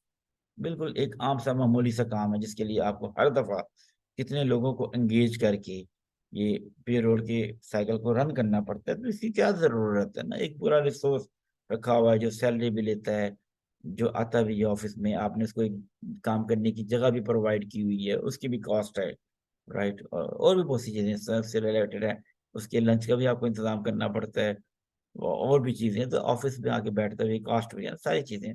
तो आप इसको तो ऑटोमेटेड कर लें पेरोल को, तो उनको कहीं और यूज कर लें उस रिसोर्स को। हो सकता है आपके ऑर्गेनाइजेशन में ही किसी और जगह में एक रिसोर्स ऐड करने से ऑर्गेनाइजेशन की प्रोडक्टिविटी बढ़ जाती है, प्रॉफिटेबिलिटी बढ़ जाती है, एफिशिएंसी इंक्रीज कर जाती है। तो you need to place that person to another place जहाँ पे उनका फायदा ज्यादा हो ना। रिपीटेटिव टास्क का तो कोई फायदा नहीं है, हर महीने करने हैं, बार बार करने हैं। तो यहाँ पे HR automation is very much important. और HR ऑटोमेशन है खुद ही कर लेगी, पेरोल भी बना लेगी, अटेंडेंस भी कैलकुलेट कर लेगी, ओवर टाइम भी कैलकुलेट कर लेगा HR automation, right? It also improves efficiency and security while reducing the potential for human error. इंसानों से गलतियां भी बहुत होती है, मशीन तो गलती नहीं करती है ना। मशीन को तो जो आपने कमांड दे दी, ठीक है, वो कर ले, वो ही करेगी ना, कमांड को एग्जीक्यूट करेगी। दिस इज इम्पोर्टेंट कि HR ऑटोमेशन का ये फायदा है कि एरर फ्री होगा जो भी होगा, कि उसके अंदर दिल नहीं है ना, उसने करना है मशीन की तरह काम।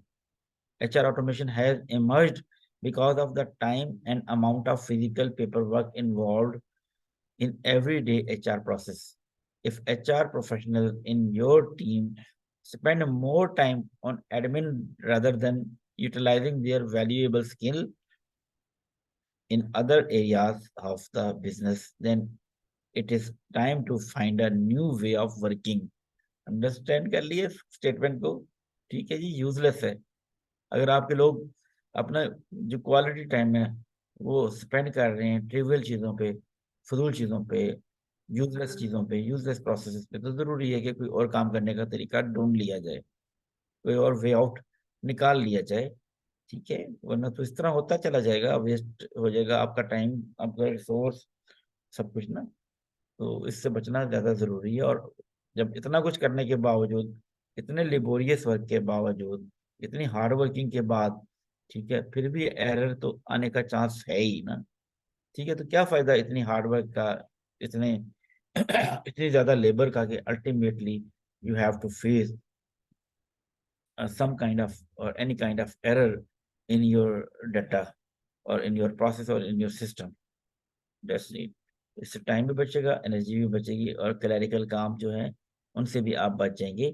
और फिर फायदा, यू हैव द एडवांटेज कि जी एरर भी नहीं होगा, एरर फ्री काम होगा। मशीन है ना, उसने तो रिपीटेटिव टास्क देने हैं, खुद इवेलुएट करना है, मशीन को एक एल्गोरिदम से काम करना है, उस एल्गोरिदम के अंडर काम करते हुए उसने आपके लिए रिजल्ट प्रोड्यूस करना है, और आपकी डिसीजन मेकिंग में सपोर्ट करनी है।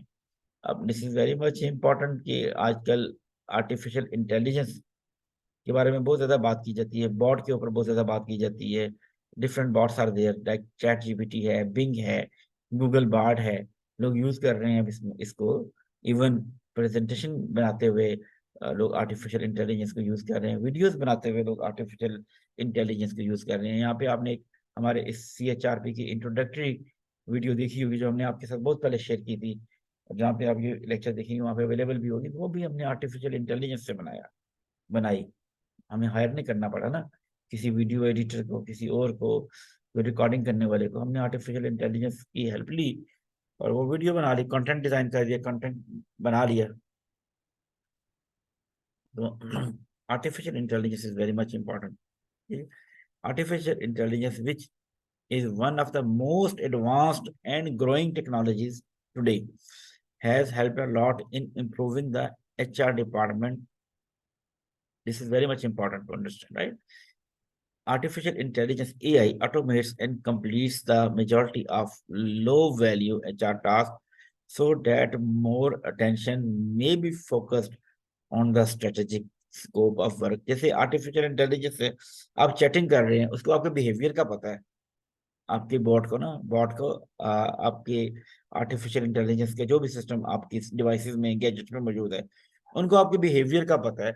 आप कुछ राइट करना शुरू करते हैं ना, मैं आर्टिफिशियल लिखूंगा, आगे से इंटेलिजेंस वो लिख देगा, ठीक है जी। Which is one of the, लिखूंगा तो वो करेगा जी most advanced and growing technologies today's ना, जो उसको पता है रेपिटेटिव है, तो वो आगे से कर देगा।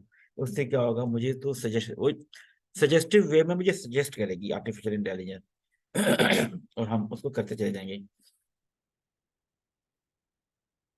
तो इससे हमारा काम भी आसान हो जाएगा और हमें यानी कि बहुत ज्यादा स्मार्ट वर्क की तरफ हम आ जाएंगे।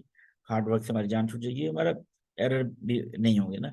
AI has the potential to revolutionising employee experiences in a variety of ways, from recruiting to talent management, by processing massive amount of data quickly and accurately।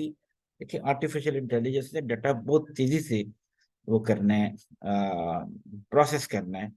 हमने तो बहुत डिटेल से देखना है ना, एक एक चीज देखनी है, ये भी देखना है। आर्टिफिशियल इंटेलिजेंस इसको पता है, उसने मेजर किया हुआ है, और वो रेपिटेटिव टास्क है। मैं कभी सोचता था यार, जो हम रेपिटेटिव टास्क कर रहे हैं, क्या कभी ऐसा हो सकता है कि हमें ये ना करना पड़े, और फिर अल्टीमेटली वो टाइम आ चुका है कि जिसमें हमें रेपिटेटिव टास्क नहीं करने पड़ते ना। ठीक है जी, जो चीजें बार बार हो रही हैं, रिपीट हो रही हैं, उसमें भी अगर एरर हो तो भी, तो एरर होना अच्छी चीज नहीं है ना। तो राइट, तो आर्टिफिशियल इंटेलिजेंस ने हमारे बहुत सारे प्रोसीजर्स को हेल्प करते हुए वो कर दिया, एरर फ्री कर दिया है। और बहुत से बच्चों को मैं जानता हूँ जो मैं से काम भी करते हैं, बहुत जो हमें काम करने का इत्तेफाक हुआ है कि वो जब वो यूज करते हैं आर्टिफिशियल इंटेलिजेंस को, और एक्सीलेंट काइंड ऑफ कंटेंट वो डिलीवर करते हैं, बनाते हैं, डेवलप करते हैं, डिजाइन करते हैं, राइट। और फिर वो अपने जो जॉब है, अपने रोल है, उसमें एक्सेल भी कर रहे होते हैं। दिस इज आल्सो इम्पोर्टेंट कि आर्टिफिशियल इंटेलिजेंस कितनी ज्यादा हेल्पफुल होती है हमारे लिए काम करने के हवाले से भी। देखते हैं जी किस तरह से HR के साथ आर्टिफिशियल इंटेलिजेंस मिल जाती है। Artificial intelligence use pre programmed algorithm to make real time decision as well as coherent computing approaches. Artificial intelligence will have an impact on the human resource department. वो pre programmed है, algorithm है, repetitive task है, बार बार होते हैं, बार बार चीजें होती हैं, वो आपको बता रहा होता है, राइट। वो आपको गाइड कर रही होती है आर्टिफिशियल इंटेलिजेंस, और वो आपको सपोर्ट कर रही होती है। जस्ट लाइक कैन एग्जांपल, कि आप लोग गूगल मैप यूज करते होंगे, और बहुत ज्यादा यूज करते होंगे जाने के लिए कहीं पे भी ना। और सम टाइम हम कहते हैं यार, ये गूगल मैप हमें कौन सा रास्ता बता रहा है, हमारे सामने का रास्ता है ये, हम तो इधर से रोज रूटीन में जाते हैं, और ये हमें कोई और उल्टा सीधा रास्ता बता रहा है। जिस जगह पे हम जाना है, हमारी डेस्टिनेशन तो सामने नजर आ रही है। हमने एक दफा जाना था इस्लामाबाद में, पार्लियामेंट हाउस में ना, तो सामने हमें पार्लियामेंट नजर आ रही है, और गूगल हमें कह रहा है कि नहीं, आपने लेफ्ट साइड पे टर्न करना है, you have to turn left and then turn right. हमने कहा ये सामने तो पार्लियामेंट है, ये क्या मसला है, हमें बता रहा है, सामने जो चीज नजर आ रही है वहां जाना है, और सामने स्ट्रेट अवे रास्ता भी नजर आ रहा है कि हमने वहां से चले जाए ना। तो लेकिन आर्टिफिशियल इंटेलिजेंस ने सारे दिन की रेपिटेटिव जो वो मूवमेंट हो रही थी, जो एल्गोरिदम क्रिएट हो रहा था, उससे ये डिसीजन ले लिया कि अब लोगों को गाइड करना है कि आप सीधा ना जाएं, स्ट्रेट ना जाएं, आप टर्न राइट करके टर्न लेफ्ट हो जाएं, ठीक है। जो भी उसका डिस्टेंस था ना, तो हमने बिलीव नहीं किया, हम चले गए सीधा। तो आगे ये तो आगे जब हमने बिल्कुल स्ट्रेट अवे करीब पहुंचे उस बिल्डिंग के पास जो हमें सामने बिल्कुल करीब नजर आ रही थी, तो वहां पे एक बहुत बड़ा 2-3 कंटेनर लगे हुए थे, रोड ब्लॉक थी और लोग सब हमारी तरह के वापस आ रहे थे। ये बिलीव हमने नहीं किया उसके ऊपर, और उसको वैल्यू नहीं दी। उसने अपने हिसाब से सही गाइड किया ना, कि उसको पता था कि लोग आते हैं यहाँ सीधा रूटीन में स्ट्रेट जाते हैं, और स्ट्रेट जाने के बजाय वो इस तरफ से रास्ता लेते हैं और फिर आगे उस रास्ते से वहां पहुंचते हैं। तो उसने हमें प्रॉपरली गाइड किया गूगल मैप ने, with the help of artificial intelligence, कि आप इधर जाए। हमने बिलीव नहीं किया उसके ऊपर, और उसका हमें फिर एक कंपनसेशन पे करनी पड़ी in the form of time and labour.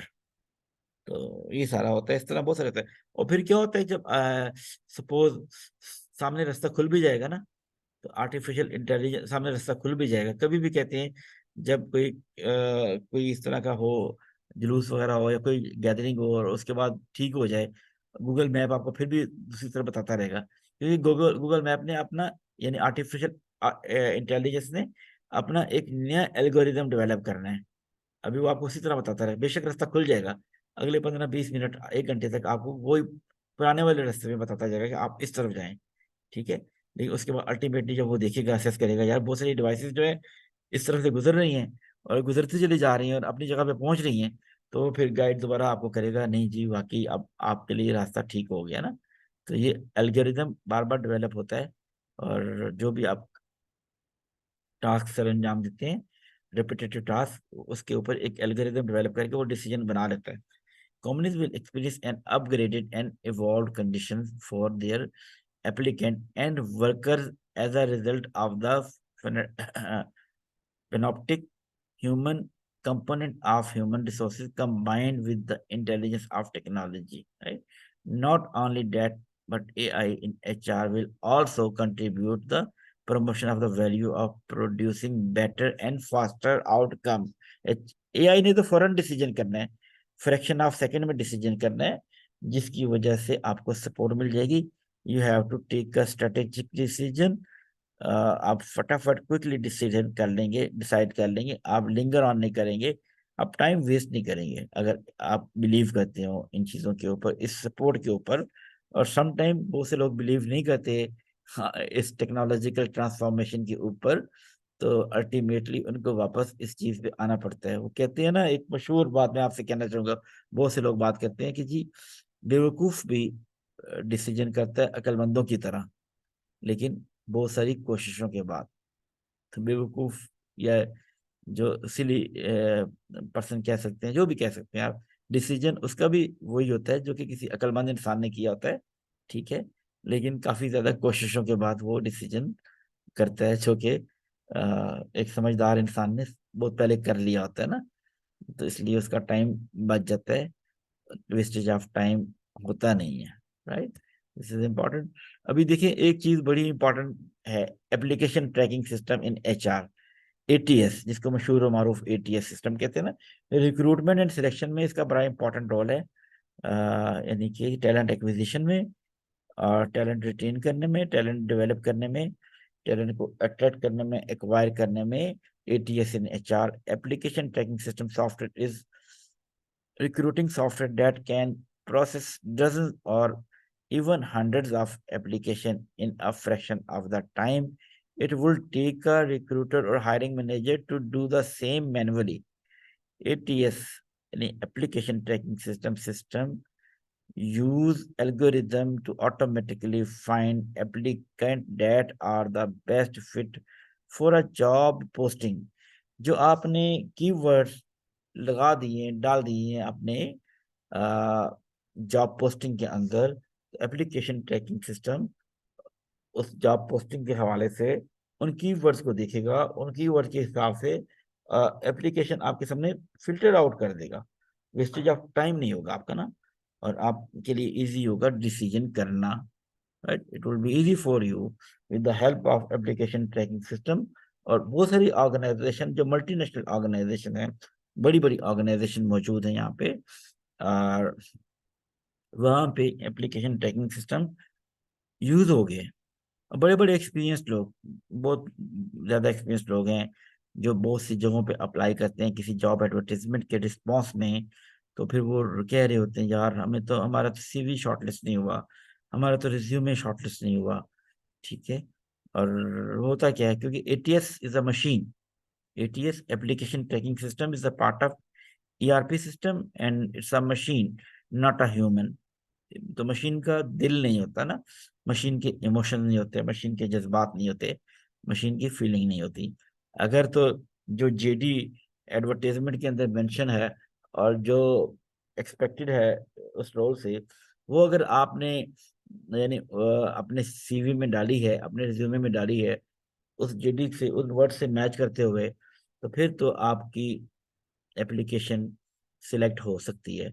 लेकिन अगर आपने इररेलेवेंट चीजें डाली हुई हैं और आप एक ही रिज्यूमे को हर जॉब एप्लीकेशन के साथ भेज देते हैं, सेंड कर देते हैं without having any change as per the advertisement you have, as per the job description you have mentioned in the advertisement, तो फिर क्या होगा, अल्टीमेटली जो आर्टिफिशियल इंटेलिजेंस सिस्टम है वो उस एप्लीकेशन को डिस्कार्ड कर देगा। ठीक है, ट्रैश में डाल देगा, ट्रैश में डाल देगा, राइट। तो यू हैव टू फोकस। अब आपने कोई एक CV बना के हर हर जॉब पे अप्लाई नहीं करना। ठीक है, उसको अपने CV को as per the need of the job, as per the JD of the job, आपने उसको टेलर करना है, कस्टमाइज करना है और फिर उसको यूज करना है, राइट। दिस इज इम्पोर्टेंट कि एप्लीकेशन ट्रैकिंग सिस्टम किस तरह से काम करता है और फिर इसका एल्गोरिज्म क्या है, इसको अंडरस्टैंड करना जरूरी है, कीवर्ड को अंडरस्टैंड करना जरूरी है। You need to understand the keyword. You have to customize your resume as per the job description or anything mentioned in that job description, right? This is important. तो अभी जब भी कभी अप्लाई करने का मौका मिले या करना पड़े तो आपने इन फैक्टर्स को जरूर कंसीडर करना है ताकि आपका रिस्पॉन्स अच्छा आए, आपका रिज्यूमे व्यू भी किया जाए, वॉच भी किया जाए और आपको अपने एफर्ट का बेनिफिट होना, राइट जी। अब देखते हैं कि बेनिफिट्स क्या हैं ATS के। यानी ATS mean, ATS stands for application tracking system. हम ERP सिस्टम पढ़ रहे हैं। अब ERP के अंदर तो बहुत छोटे छोटे कंपोनेंट्स है ना, जो HR की डिफरेंट स्ट्रीम के लिए हेल्पफुल होते हैं। तो उनमें से जो रिक्रूटमेंट है, जो हायरिंग है या टैलेंट एक्विजिशन है, उसमें ATS application tracking system support करता है। This is also the part of HR software, right? Time to hire is a critical consideration for any company. तो फिल्टर करेगा तो आपके लिए इजी हो जाएगा कि जो अप्रोप्रिएट रिज्यूमे आप तक पहुंच जाए। Vacancies can impact customer service and potentially company image. Labor hours spent reviewing application and working through the hiring process are labor hours। वही मैंने जो बात की प्रीवियसली कि जी अभी आप टाइम वेस्ट करेंगे, एक एक रिज्यूमे को पढ़ेंगे, CV को देखेंगे, 100,000 रिज्यूमे आपके पास आएंगे, उनको फिल्टर आउट करेंगे, फिल्टर आउट करते हुए कुछ मिस्टेक भी हो सकती है आपके से, आप बीइंग अ ह्यूमन आप करेंगे, लेकिन मशीन में से जो चीज़ गुजरेगी, मशीन तो उसको डिजिटली फिल्टर आउट करेगा और फिर जो इररेलेवेंट CVs हैं उनको साइड पे कर देगा, शॉर्ट लिस्टिंग करेगा। जो टू द पॉइंट और बिल्कुल रेलेवेंट CVs होंगी उस JD से रेलेवेंट, वही CVs फिर वो ATS सिस्टम शॉर्ट लिस्ट करके आगे फॉरवर्ड कर देगा, right. This is important. ATS software may help companies reduce time to hire, restoring some labour hours and filling vacancies more quickly. क्योंकि उसके पास डाटा पड़ा हुआ है, आपके जो रिज्यूमे आपने बनाए हैं, जो शॉर्टलिस्ट किए हैं लोगों को, आप you have shortlisted 10 people and you take anyone for that particular job, but ATS system reserve the other candidate in its data bank or in its pool। तो वो भी आपको सपोर्ट करेगा, हेल्प करेगा, वहां से फिर आपको वो CV निकाल के भी देगा। ठीक ठीक है, तो this is the benefit of ATS system के reduce time to hire. Hire करने का टाइम कम हो गया।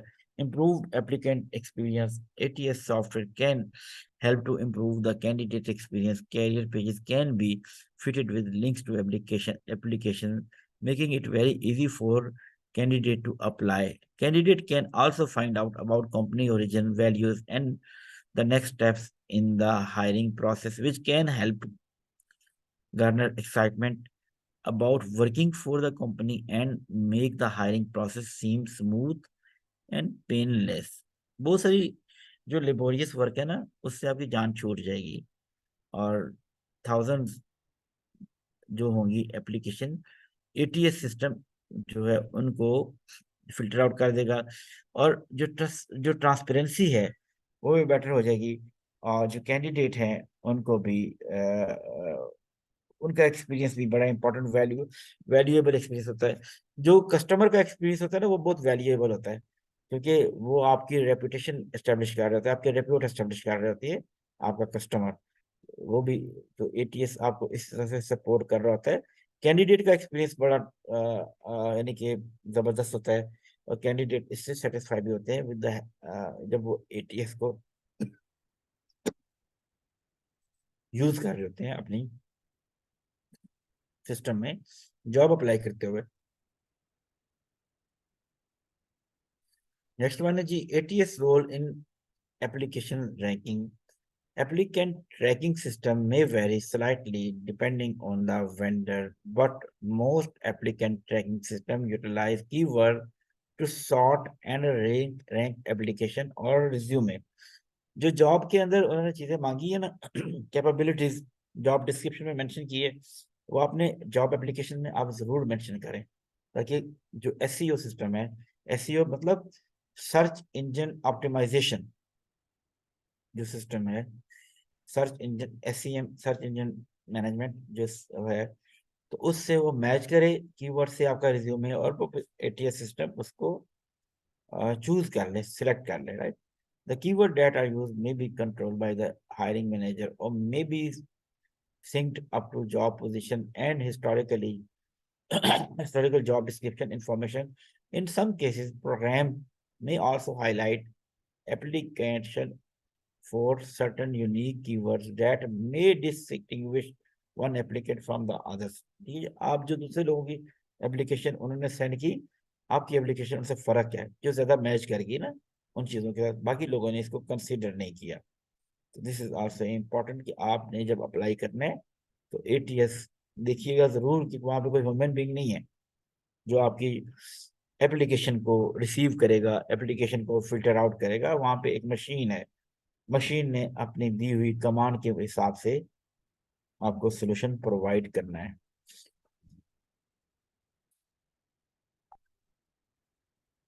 यस, अभी हम वही जो हम पहले थोड़ा सा पढ़ चुके हैं, तो इसको दोबारा थोड़ा सा एक तरह से रिवाइज करेंगे कि एचआर ऑटोमेशन का बेनिफिट क्या है। ठीक है, जो हमने प्रीवियसली डिस्कस कर लिया डिफरेंट स्लाइड्स में, वो हम देखेंगे। Just a minute. वही जो एफिशिएंसी इंप्रूव कर गई, एरर फ्री काम हो गया, स्पीड आ गई, ठीक है जी, और इस वजह से फिर आपको पेपर वर्क खत्म हो गया, ठीक है, और टाइम वेस्टेज नहीं है। हर एक के लिए डाटा की एक्सेस है, जो उसका रेलेवेंट डाटा है ना, उसको ये नहीं कहना पड़ेगा कि सर मुझे रजिस्टर दे दें, मुझे ये चीज़ दे दें, वो चीज़ दे दें, सीडी दे दें, कुछ और दे दें, प्रेजेंटेशन दे दें। आपके सामने you have the access to that system. तो एफिशिएंसी अल्टीमेटली आपकी इंक्रीज करेगी, वर्किंग कैपेबिलिटी इंक्रीज करेगी, वर्किंग प्रोफिशिएंसी भी इंक्रीज करेगी with the help of AI. Actionable insight, ये देखिए इनसाइट आपको मिलेंगी, डाटा मिलेगा, रिपोर्ट्स मिलेंगी with the help of those report you extract from ERP system, you will be able to take corrective decisions।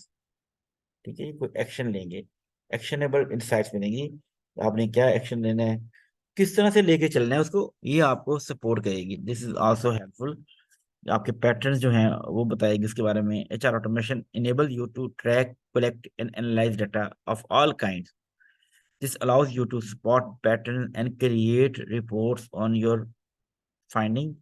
You can then use these insights to improve processes, correct any failure and do more of work working across the business.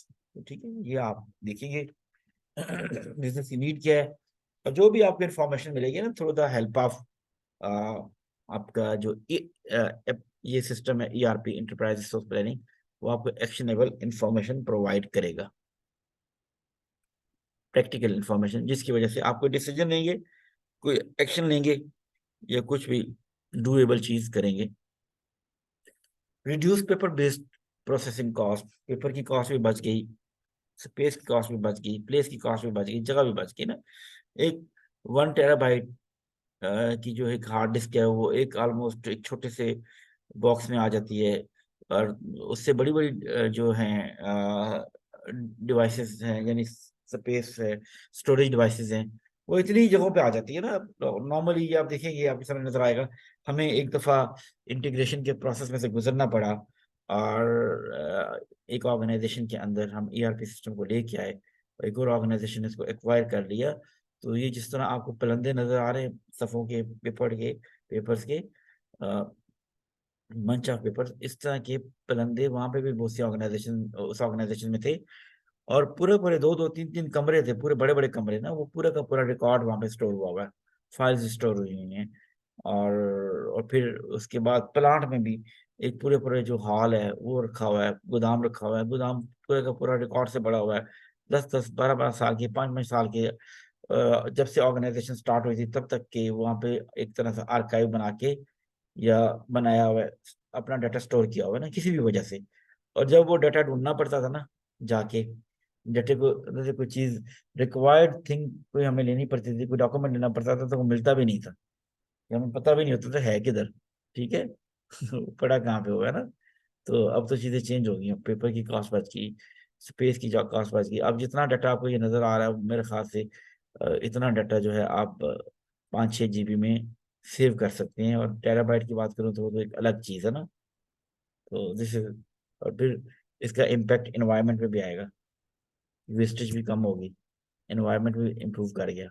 This is also important to understand. ATS से क्या होता है, जो हम करते हैं कि लोगों का एक्सपीरियंस बेटर होता है, लोगों का बिलीव बढ़ता है, लोगों को ट्रांसपेरेंसी पे बिलीव आता है। लोग ये नहीं कहते कि यार अपने वाकिफ को रख लिया, किसी सिफारशी को रख लिया, या कि कोई और किसी और बलबूते पे आ गया। हर चीज ट्रांसपेरेंट है, हर चीज इस सिस्टम में से गुजर रही है ना। तो जिसकी वजह से, और लोगों का एक्सपीरियंस भी बढ़ गया, लोगों को भी पता है कि यार जो समझदार हैं, जो HR ऑटोमेशन को अंडरस्टैंड कर गए हैं, वो उसी हिसाब से प्ले कर रहे होते हैं ना, उसी हिसाब से खुद को रेडी कर रहे होते हैं, और क्योंकि वो अपने आप को ट्रेन कर चुके हैं। तो ये भी एक पॉजिटिव एक्सपीरियंस है। अप्लाई भी वहीं पे करते हैं, उनको पता है कि यार अप्लाई हम वहीं पे करेंगे जो हमसे रेलेवेंट जॉब है। ये भी अच्छा है, ये नहीं कि एक जॉब आई तो हर बंदे ने, हर डिपार्टमेंट ने उस पोजीशन के ऊपर अप्लाई करना है, शुरू कर देना है ना, ये नहीं हो सकता। दिस इज आल्सो इम्पोर्टेंट कि जो एम्प्लॉय है उसका भी एक्सपीरियंस बेस्ट वे में हुआ है। HR ऑटोमेशन इन रिक्रूटमेंट, जी जी, लाइक पोस्टिंग जॉब एड्स है, ट्रैकिंग रिस्पॉन्सेज हैं, CV स्क्रीनिंग है, प्री एम्प्लॉयमेंट असेसमेंट है, sorting and prioritising candidate based on set criteria, जी, ऑटोमेटेड ईमेल फ्लो, जो आप कहीं अप्लाई करते हैं तो फौरन एक ईमेल आ जाती है जिससे आपको तसल्ली हो जाती है कि मेरी, मैंने जो एप्लीकेशन सेंड की थी वो पहुंच गई है वहाँ पे ना। तो ये सारी ऑटोमेटेड होती हैं ईमेल, ऑटो जनरेटेड ईमेल होती हैं जो आप तक पहुंच चुकी होती हैं, जिनका आपको रिस्पॉन्स आ जाता है और एक्नॉलेजमेंट मिल जाती है, आप इसको एक तरह की रसीद समझते हैं।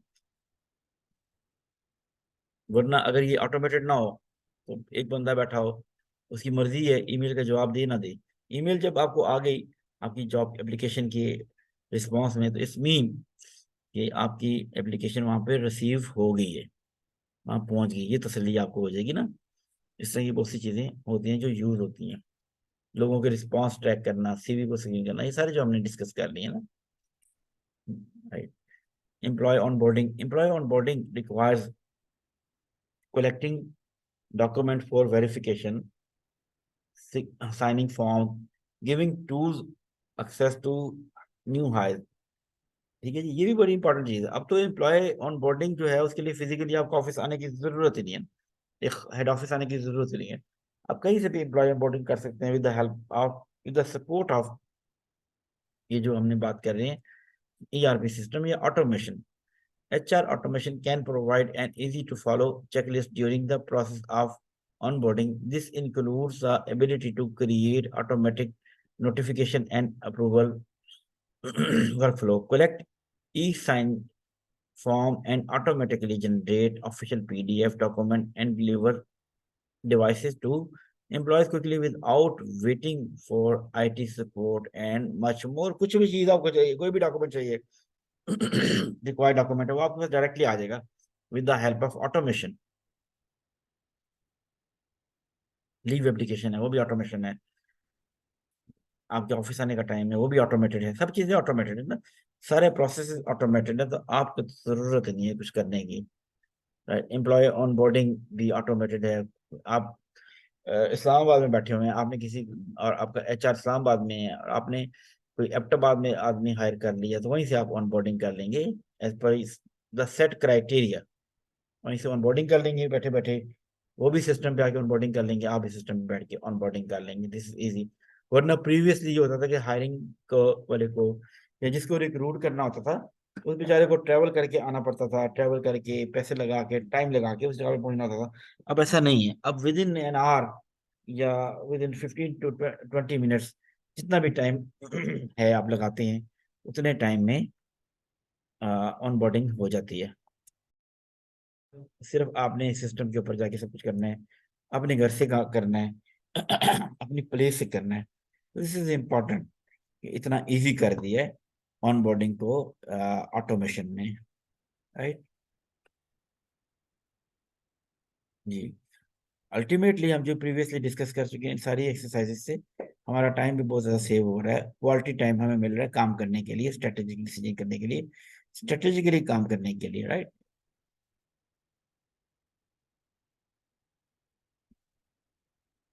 अभी हम देखेंगे कौन कौन से टूल्स हैं जो कि HR ऑटोमेशन में यूज हो रहे हैं, ग्लोबली यूज हो रहे हैं, बहुत सारी ऑर्गेनाइजेशन में यूज हो रहे हैं, कौन कौन से उनके अंदर फंक्शंस हैं, कौन कौन सी चीजें जो आप कस्टमाइज कर सकते हैं, और क्या क्या स्कोप है, और बड़े बड़े बिग प्लेयर्स कौन कौन से हैं जो इस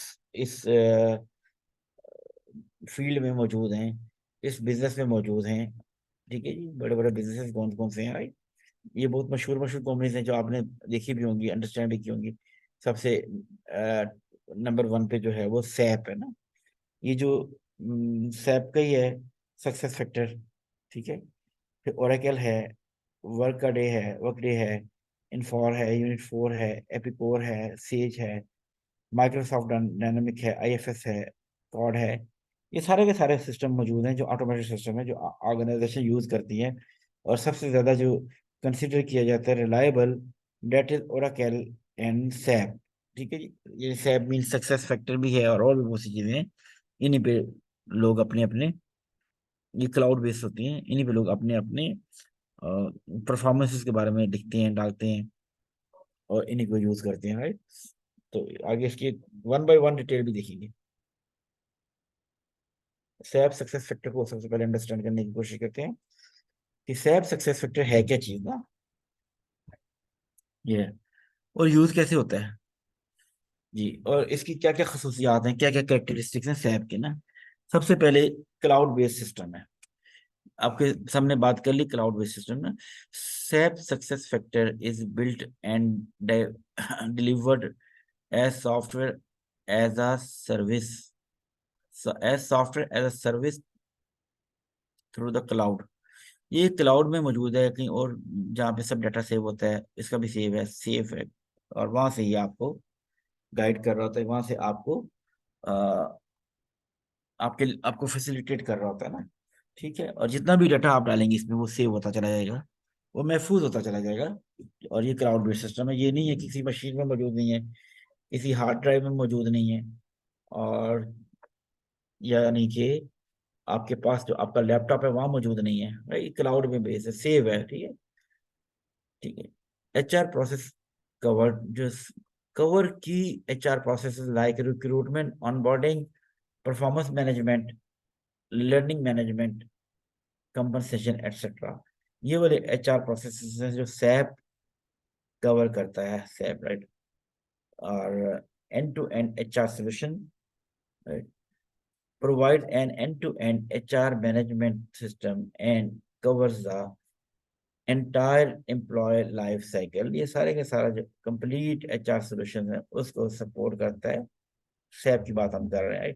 SAP success factor is a complete cloud-based HR management system that organization can leverage for their HR digital transformation. SAP इस्तेमाल करने का मुझे इत्तेफाक हुआ, ये जो इसमें है सक्सेस फैक्टर जो HR से रेलेवेंट है उसको यूज करने का इत्तेफाक हुआ। तो this is very much important, और कोई भी किसी भी जगह बैठ के इसको यूज कर सकता है। और बहुत सारी ऑर्गेनाइजेशन में, बहुत सारी मल्टीनेशनल ऑर्गेनाइजेशन में, बड़ी बड़ी ऑर्गेनाइजेशन पाकिस्तान के अंदर भी, पाकिस्तान की अच्छी टॉप लिस्टेड कंपनीज है, वहाँ पे सैप यूज होता है। और सैप की जो चीजें हमने बताई यहाँ पे वो आपने यहाँ पे देखी।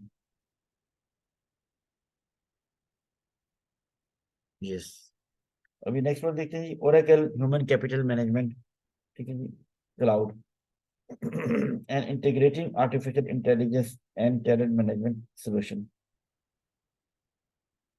And integrated HR and talent management solution. ये देखिएगा, अब हम बात कर रहे हैं जो सैप के बाद दूसरा कंपटीटर है ना, दूसरा बड़ा ब्रांड है ईआरपी के अंदर, डेट इज ओरेकल है।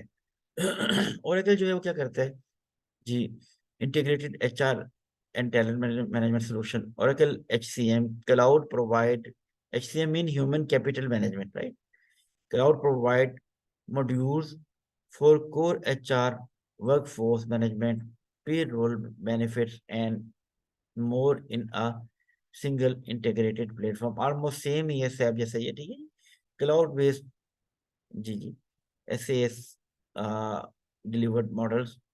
Oracle HCM Cloud is delivered as a cloud based SaaS solution enabling rapid deployment without on promise infrastructure, ठीक है, रैपिड डिप्लॉयमेंट, आपका डाटा सेव हो जाएगा क्लाउड में। जरूरी नहीं है कि आपके प्रेमिसेस में सेव रहे, आपके प्रेमिसेस में मौजूद रहे। ये भी इसी तरह से जैसे सैप काम करता है ना, वैसे ये भी काम करता है और आपका डाटा सेव हो जाता है। एनालिटिक्स एंड एआई कैपेबिलिटीज, इसमें भी सलाहियत मौजूद है।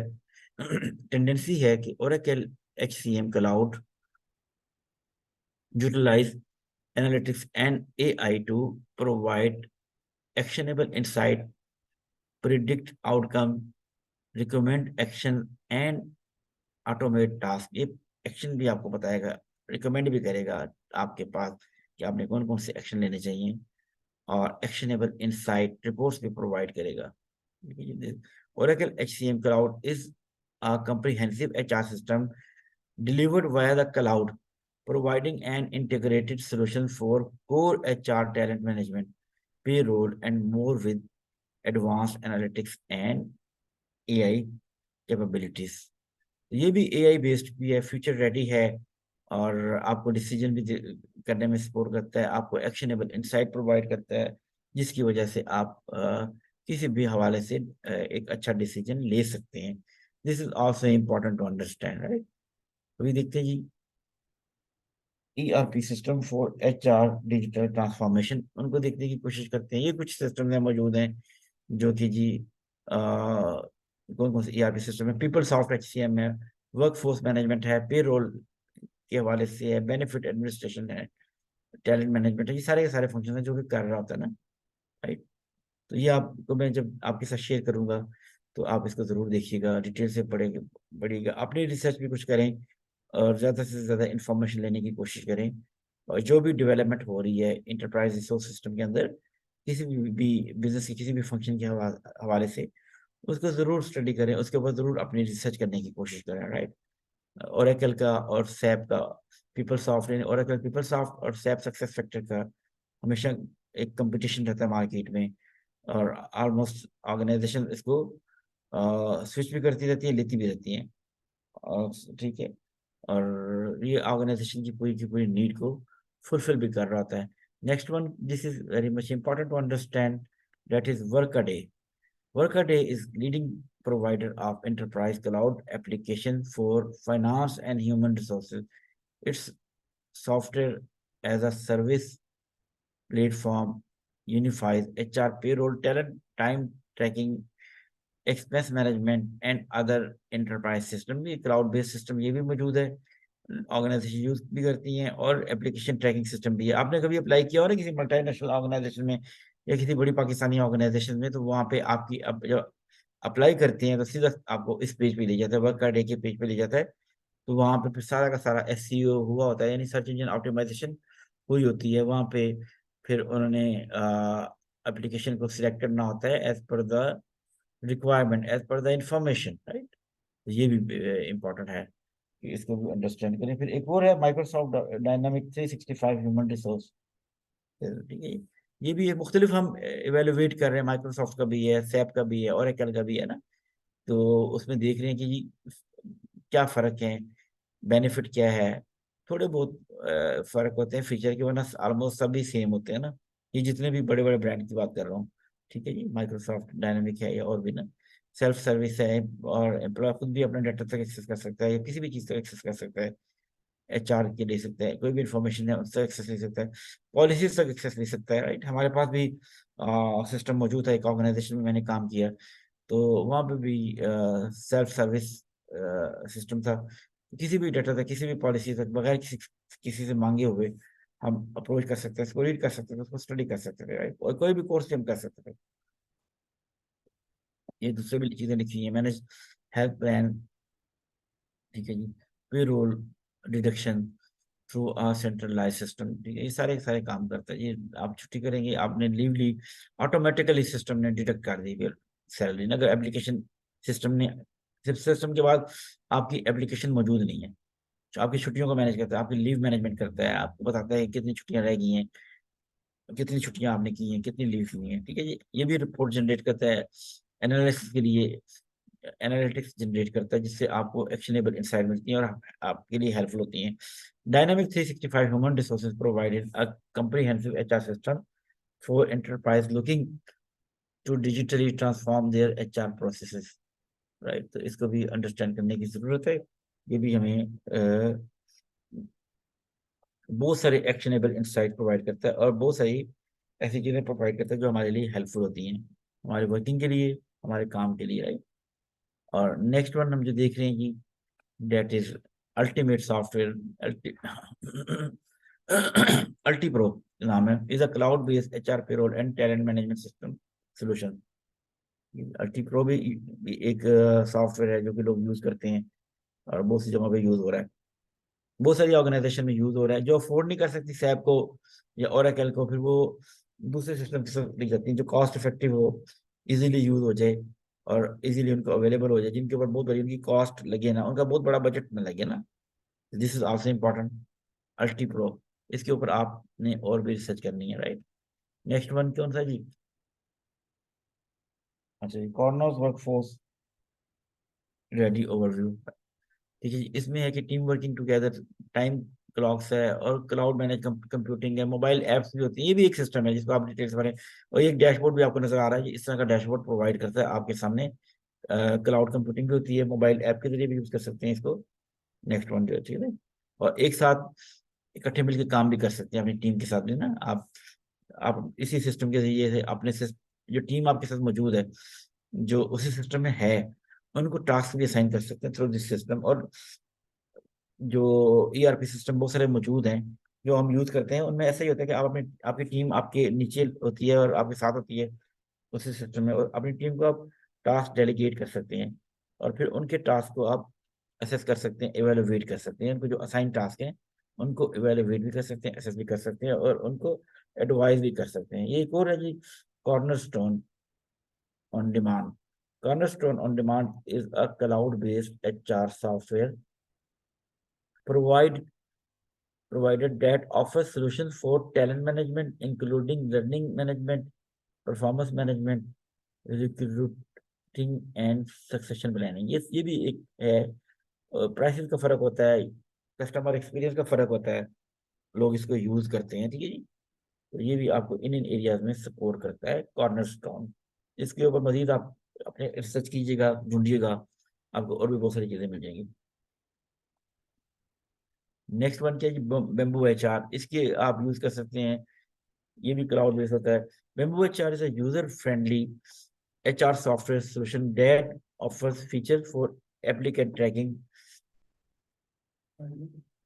है मंगवा लेते, सॉरी। अच्छा जी, Bamboo HR is a user-friendly HR software solution that offers features for applicant tracking, employees onboarding, performance management, time tracking, and more.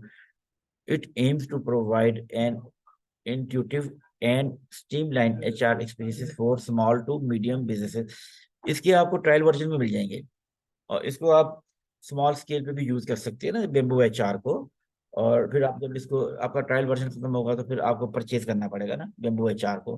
तो ये भी एक है और ऑनलाइन अवेलेबल है, आप इसका ट्रायल यूज कर सकते हैं अपने हिसाब से। और इसके अलावा और भी बहुत से हैं जो हमने यूज किए हुए हैं, आप सर्च करेंगे गूगल के ऊपर तो आपको मिल भी जाएंगे ना इस तरह के और भी ऑटोमेटेड HR सिस्टम जो बहुत सारे कंट्रीज में यूज हो रहे हैं जी। और नेक्स्ट वन जी, ये भी है जोहो, ठीक है जी। Zoho ERP system for HR digital transformation, this is also important, ठीक है जी। इसमें क्या एडवांटेजेस हैं, ये सेल्फ सर्विस पोर्टल है, आप यूज करें, एक्सेस करें इस तक, ठीक है जी। और जो डाटा चाहिए, जो रिक्वायर्ड इंफॉर्मेशन चाहिए वो आप यहाँ से ले लें, जो डाटा प्लग इन करना है वो आप डाल सकते हैं, डायरेक्ट एक्सेस में होता है हर एक की ना।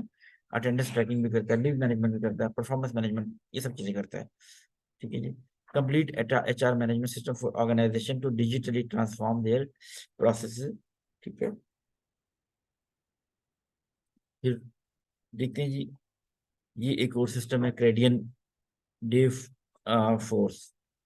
अब इसमें क्या क्या चीजें होती हैं, वो सारी वही चीजें होती हैं सारी जो हमने देखी है ना, ऑलमोस्ट सभी ने उसी तरह बनाया होता है, लेकिन कोई अफोर्डेबल होता है, कोई इकोनॉमिकल होता है, कोई थोड़ा सा ये होता है कि यूजर फ्रेंडली ज्यादा होता है, और कोई ये होता है कि आपको वो ट्रायल वर्जन भी दे देते हैं, ठीक है जी। तो इसका क्या रोल है, HR पे रोल बेनिफिट्स है, रियल टाइम इंसाइट्स मिलती हैं, यूनिफाइड प्लेटफॉर्म है, कॉन्फ़िगरेबल वर्कफ्लो है, मोबाइल एक्सेस है, मोबाइल ऐप के जरिए से भी आप एक्सेस कर सकते हैं इस सिस्टम को ना जी। Build for teams, this is an other important thing. Build for Team is a leave management software that utilize shareable calendars to track attendance, time off, request, sick leave and other paid and unpaid leave, ठीक है। ये भी एक system मौजूद है जो आपकी leave management को, आपकी कैलेंडर को हैंडल करता है, आपको सजेस्ट करता है कि कब आपको लीव पे जाना चाहिए। इसको भी आप यूज कर सकते हैं, सिक लीव को मैनेज करता है जो भी आपने डाटा इनके साथ प्लग इन किया हुआ है। This is important thing to understand जी। एक और बात करते हैं WorkBright. WorkBright offers fully remote onboarding for any organisation. You can manage new hire, paperwork and employee files from anywhere and send automatic reminders throughout the onboarding process once an employee has accepted your offer। अभी COVID-19 के बाद एक नया trend भी emerge हुआ है। एक तो वर्क फ्रॉम होम का ट्रेंड इमर्ज हुआ है, दूसरा रिमोट वर्किंग का कल्चर भी इमर्जिंग है, ठीक है जी। तो अब इस तरह की जो एप्लीकेशन है, ये इस तरह की चीज़ों को बहुत ज़्यादा फैसिलिटेट करती हैं कि आप रिमोट वर्किंग भी कर सकते हैं, यानी कि कहीं पे भी बैठ के, दुनिया में ग्लोबली कहीं पे भी बैठ के आप रिमोट वर्किंग कर सकते हैं और आप इजीली चीज़ों को मैनेज कर सकते हैं, राइट। तो ये भी है कि आप कहीं पे भी बैठ के हैंडल कर सकते हैं ऑनबोर्डिंग को। आप इसमें से कोई एक चीज़, अगर आपकी नीड, आपकी ज़्यादा नीड नहीं है, आपकी ऑर्गेनाइजेशन की बहुत बड़ी नीड नहीं है, तो आप कोई एक मॉड्यूल ले सकते हैं, कोई एक सॉफ्टवेयर ले सकते हैं जो आपके एक किसी फंक्शन को फुलफिल कर रहा हो, उसकी नीड को फुलफिल कर रहा हो, उसको कस्टमाइज कर सकते हैं, उसको चेंज कर सकते हैं as per your need. Fuse workforce management, The Fuse Workforce Management Platform brings together time and attendance management, HR management, and payroll into one software solution. It is a powerful stand-alone tool that will give you an accurate view of your workforce, as well as improve decision-making, planning, and efficiency across the organization. This is also important. ठीक है जी, तो ये सारी चीजें जो हमने अभी understand करने की कोशिश की है, राइट. फ्यूज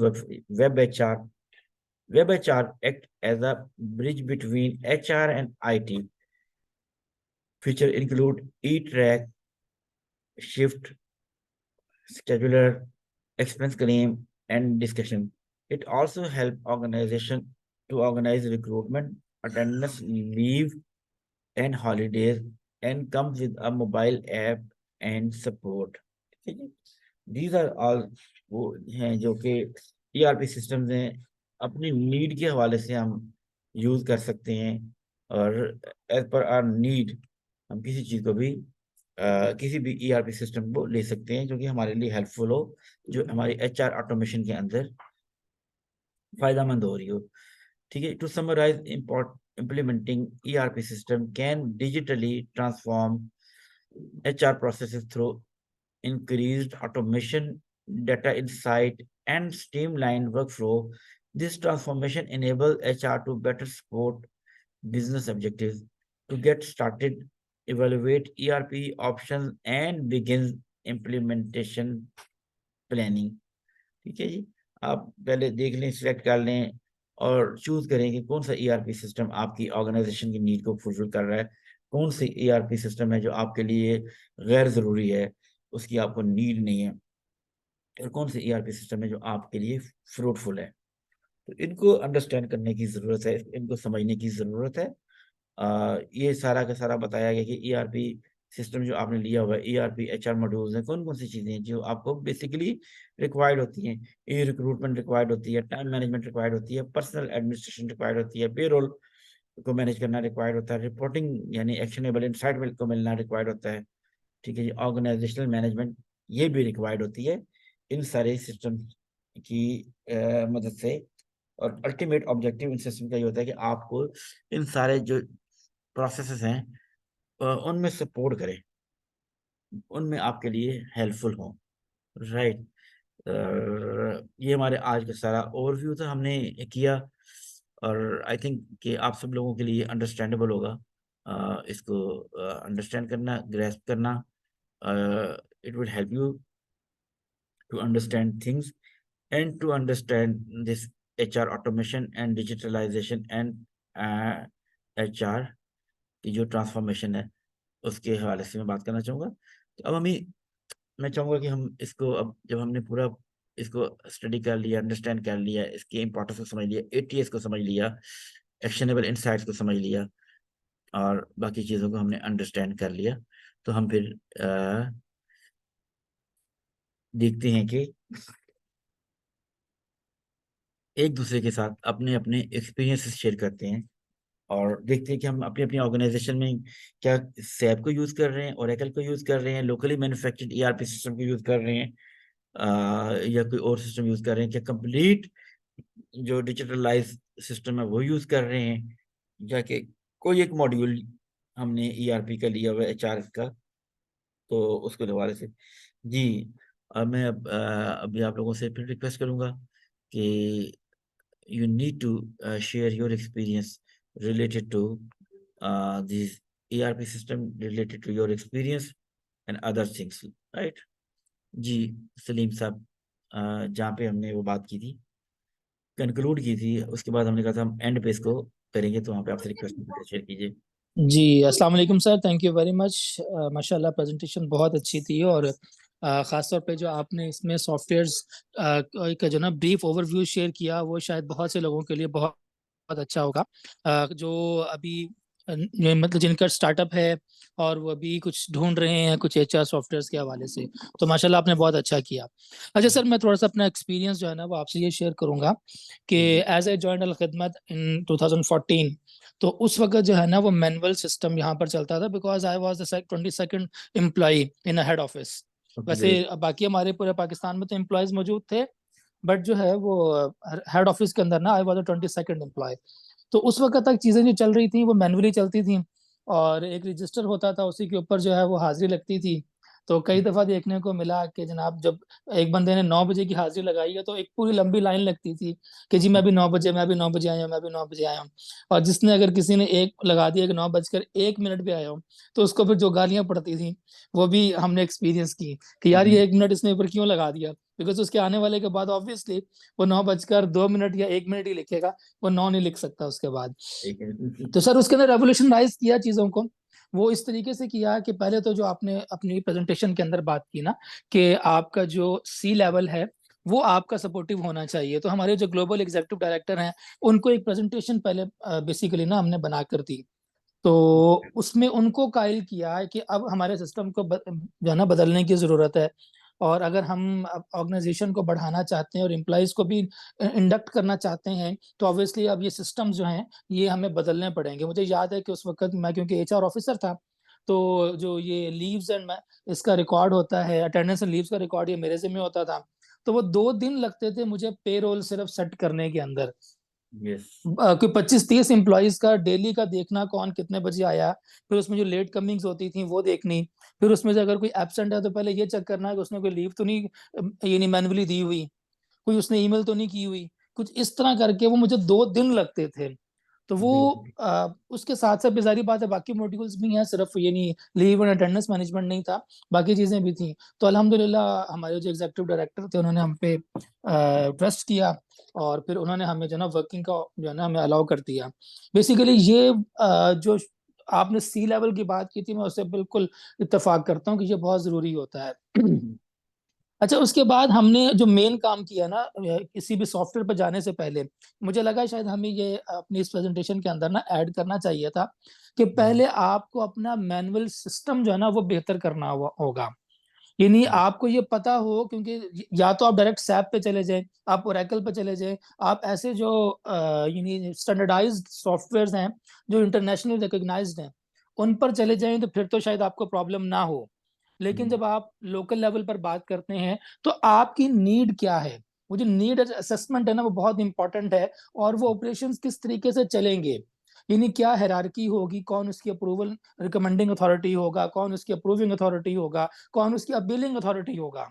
अगर रिकमेंडेशन और अप्रूवल नहीं होती तो अपील किसको कर सकते हैं, ये सारी चीजें आपको सॉफ्टवेयर के अंदर सेट करनी होती हैं। ऑब्वियसली पहले अगर ये सिस्टम आपके पास इम्प्लीमेंटेड है किसी न किसी तरीके से मैनुअली, तो ही वो चीजें सिस्टम के अंदर सेट हो सकती हैं। जैसे आपने एटीएस का जिक्र किया, एटीएस पहले खुद से अपना भी तो मेंटेन करना होगा।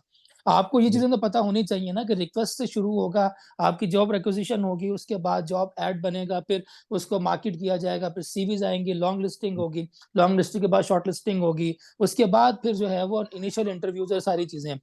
ये सिस्टम आपको पहले खुद अपने यहाँ बनाना पड़ता है।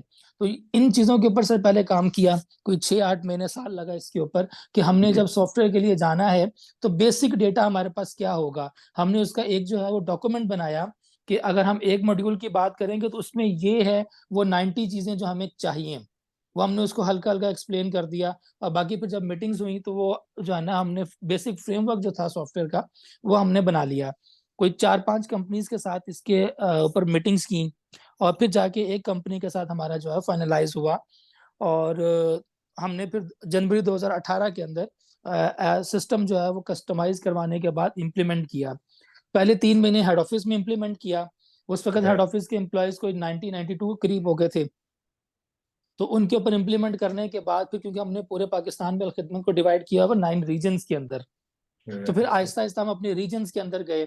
रीजन्स में नॉर्मली हमारा एवरेज एम्प्लॉय जो होता है वो 40 से 45 का होता है, बट क्योंकि हमारे नीचे जो प्रोजेक्ट्स हैं उसमें एम्प्लॉय ज्यादा, यानी हॉस्पिटल्स हैं, वहाँ एवरेज एम्प्लॉय अगर मैं कहूँ तो 300 एम्प्लॉय होता है हमारा।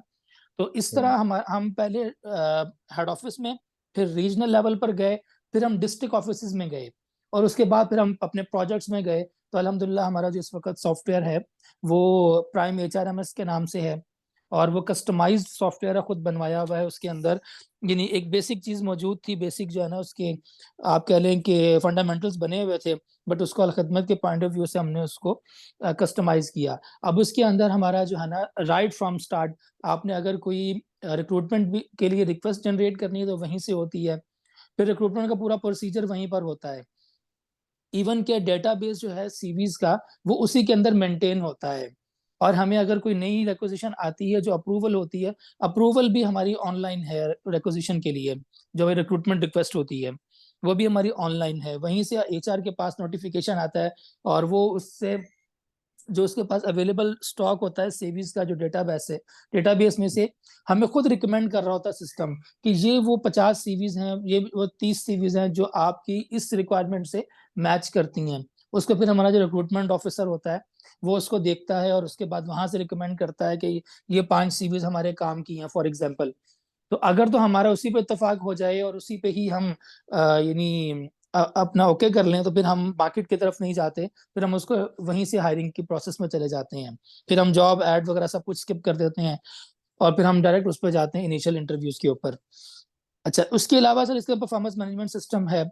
पूरा सिस्टम हमारा क्योंकि मंथली होता है, हर एम्प्लॉय जो है वो अपना मंथली जितना भी उसने टास्क परफॉर्म किए हुए हैं मंथ के अंदर वो उसको सबमिट करता है, और उसके बाद उसका जो लाइन मैनेजर होता है वो उसकी मार्किंग करता है, और उसके बाद फिर उसका एचओडी जो है वो भी मार्किंग करता है। यानी बेसिकली तो वो यानी आप कह लें कि वो एंडोर्स कर रहा होता है, और उसके बाद फिर एम्प्लॉय के पास वापस आता है वो फॉर्म, और एम्प्लॉय उसको एक्सेप्ट करता है। फिर जाकर जो है ना वो फॉर्म सबमिट होता है हर महीने। और ये हमारी प्रैक्टिस हर मंथ होती है, और at the end of the year फिर हमारा परफॉर्मेंस अप्रेजल भी उन्हीं नंबरिंग के ऊपर डिपेंड करता है। हमने सिर्फ परसेंटेज देनी होती है जो मैनेजमेंट ने तय की होती है कि से इस साल हमने 15% पे जाना है, 18 पे जाना है, या 20 पे जाना है, तो फिर हमने बस वो परसेंटेज बैकेंड पे चेंज करनी है, और ऑटोमेटिकली जो है हमारी वो जो परफॉर्मेंस अप्रेजल की शीट होती है वो बन जाती है।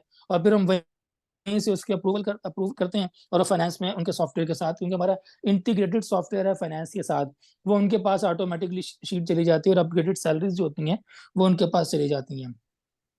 इसी तरह हमारा ट्रेनिंग मॉड्यूल भी इसके अंदर है। सर ऑब्वियसली बात बहुत लंबी हो जाएगी, बेसिकली तो यही है कि पूरा एचआर सिस्टम जो है हम उसी के जरिए रन कर रहे हैं। मेन चीज सर वही कि जो मैंने समझा कि जब तक आपकी बेसिक स्ट्रांग नहीं होंगी सॉफ्टवेयर नहीं कुछ कर सकेगा। आपको पूरा सिस्टम अपना पहले खुद डेवलप करना पड़ेगा कि आप किस तरह का सॉफ्टवेयर जो है वो चलाना चाहते हैं। आपका सिस्टम किस यानी किन किन चीजों को सपोर्ट कर सकता है। चेंज मैनेजमेंट में जारी बात है प्रॉब्लम्स आते हैं, लोग बहुत जल्द जो है वो इसको नहीं मानते, लेकिन अगर आपके पास बैक सपोर्ट आपकी मैनेजमेंट की हो तो फिर आपके लिए जो है वो काफी हद तक जो है ना वो आसान हो जाता है।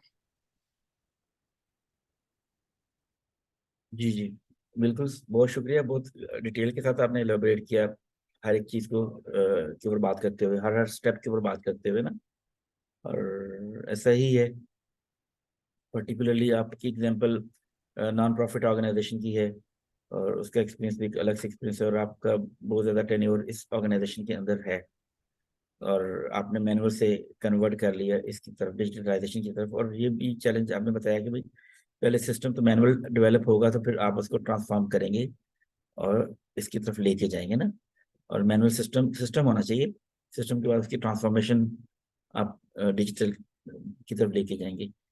जी, मैं मेरे ख्याल से शाइस्ता हमारे साथ अभी थैंक यू सर, हैं, बहुत तो शुक्रिया। थैंक यू जी। अच्छा, मैं चाह रहा था शाइस्ता से मैं बात करूं, शाइस्ता से पूछता हूँ कि वो उनका क्या एक्सपीरियंस है, लेकिन शाइस्ता शायद अभी लॉग ऑफ हुई है। जी। अच्छा, वर्दा हमारे साथ मौजूद है। वर्दा, आप अपना इनपुट शेयर करना चाहेंगी अपने ऑर्गेनाइजेशन के एक्सपीरियंस के पर्सपेक्टिव से, कि वहाँ पे डिजिटलाइजेशन या ऑटोमेशन किस तरह से हो रही है, और आपका क्या एक्सपीरियंस है इसके ऊपर। जी अस्सलाम वालेकुम सर।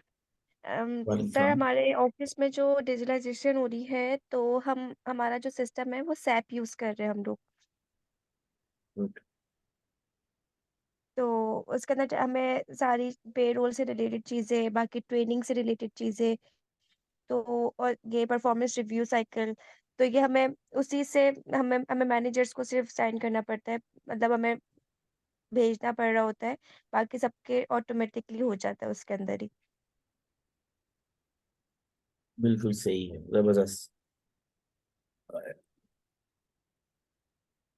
एडवांटेज भी यही है ना कि आर्ट सिस्टम ऑटोमेटेड हो गया, ट्रांसपेरेंसी ज्यादा आ गई, एक्सेस हर एक के पास हो गई। ठीक है, जी जी जी, ऐसे है प्रीवियस बिल्कुल। और लेबोरियस वर्क नहीं है, आप स्ट्रेटेजिकली सोच सकते हैं, बात कर सकते हैं, और जो हमारा HR का डिपार्टमेंट है उसको और ज्यादा इम्प्रूव कर सकते हैं।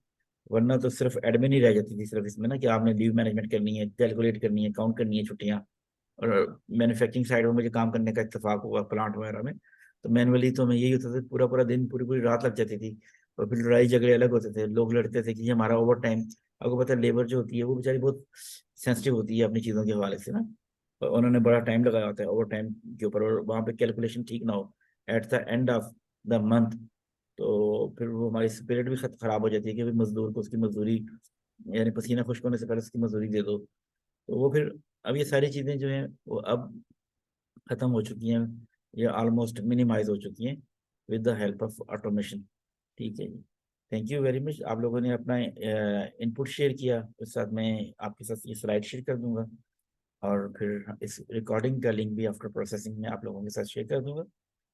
कल हमने वो लेबर लॉ के ऊपर हमने पढ़ना है, एक कंसल्टेंट है उनको हमने एंगेज किया हुआ है, लेबर लॉ और इंडस्ट्रियल रिलेशनशिप के ऊपर काम करते हैं, और एक उनका सेशन होगा इस वीक में, एक सेशन उनका नेक्स्ट वीक में होगा। तो इसके लिए आप रेडी रहिएगा, मैं डिटेल भी शेयर कर दूंगा। ठीक है जी, अब इस सेशन को यहाँ पे कंक्लूड करते हैं। आप लोगों का बहुत शुक्रिया कि आप लोगों ने पार्टिसिपेट किया, हमारे साथ मौजूद रहे, और फिर दोबारा मुलाकात होती है इंशाल्लाह। Okay, sir thank you very much, अल्लाह हाफिज। अल्लाह हाफिज। थैंक यू सर, अल्लाह हाफिज। ठीक है, अल्लाह हाफिज।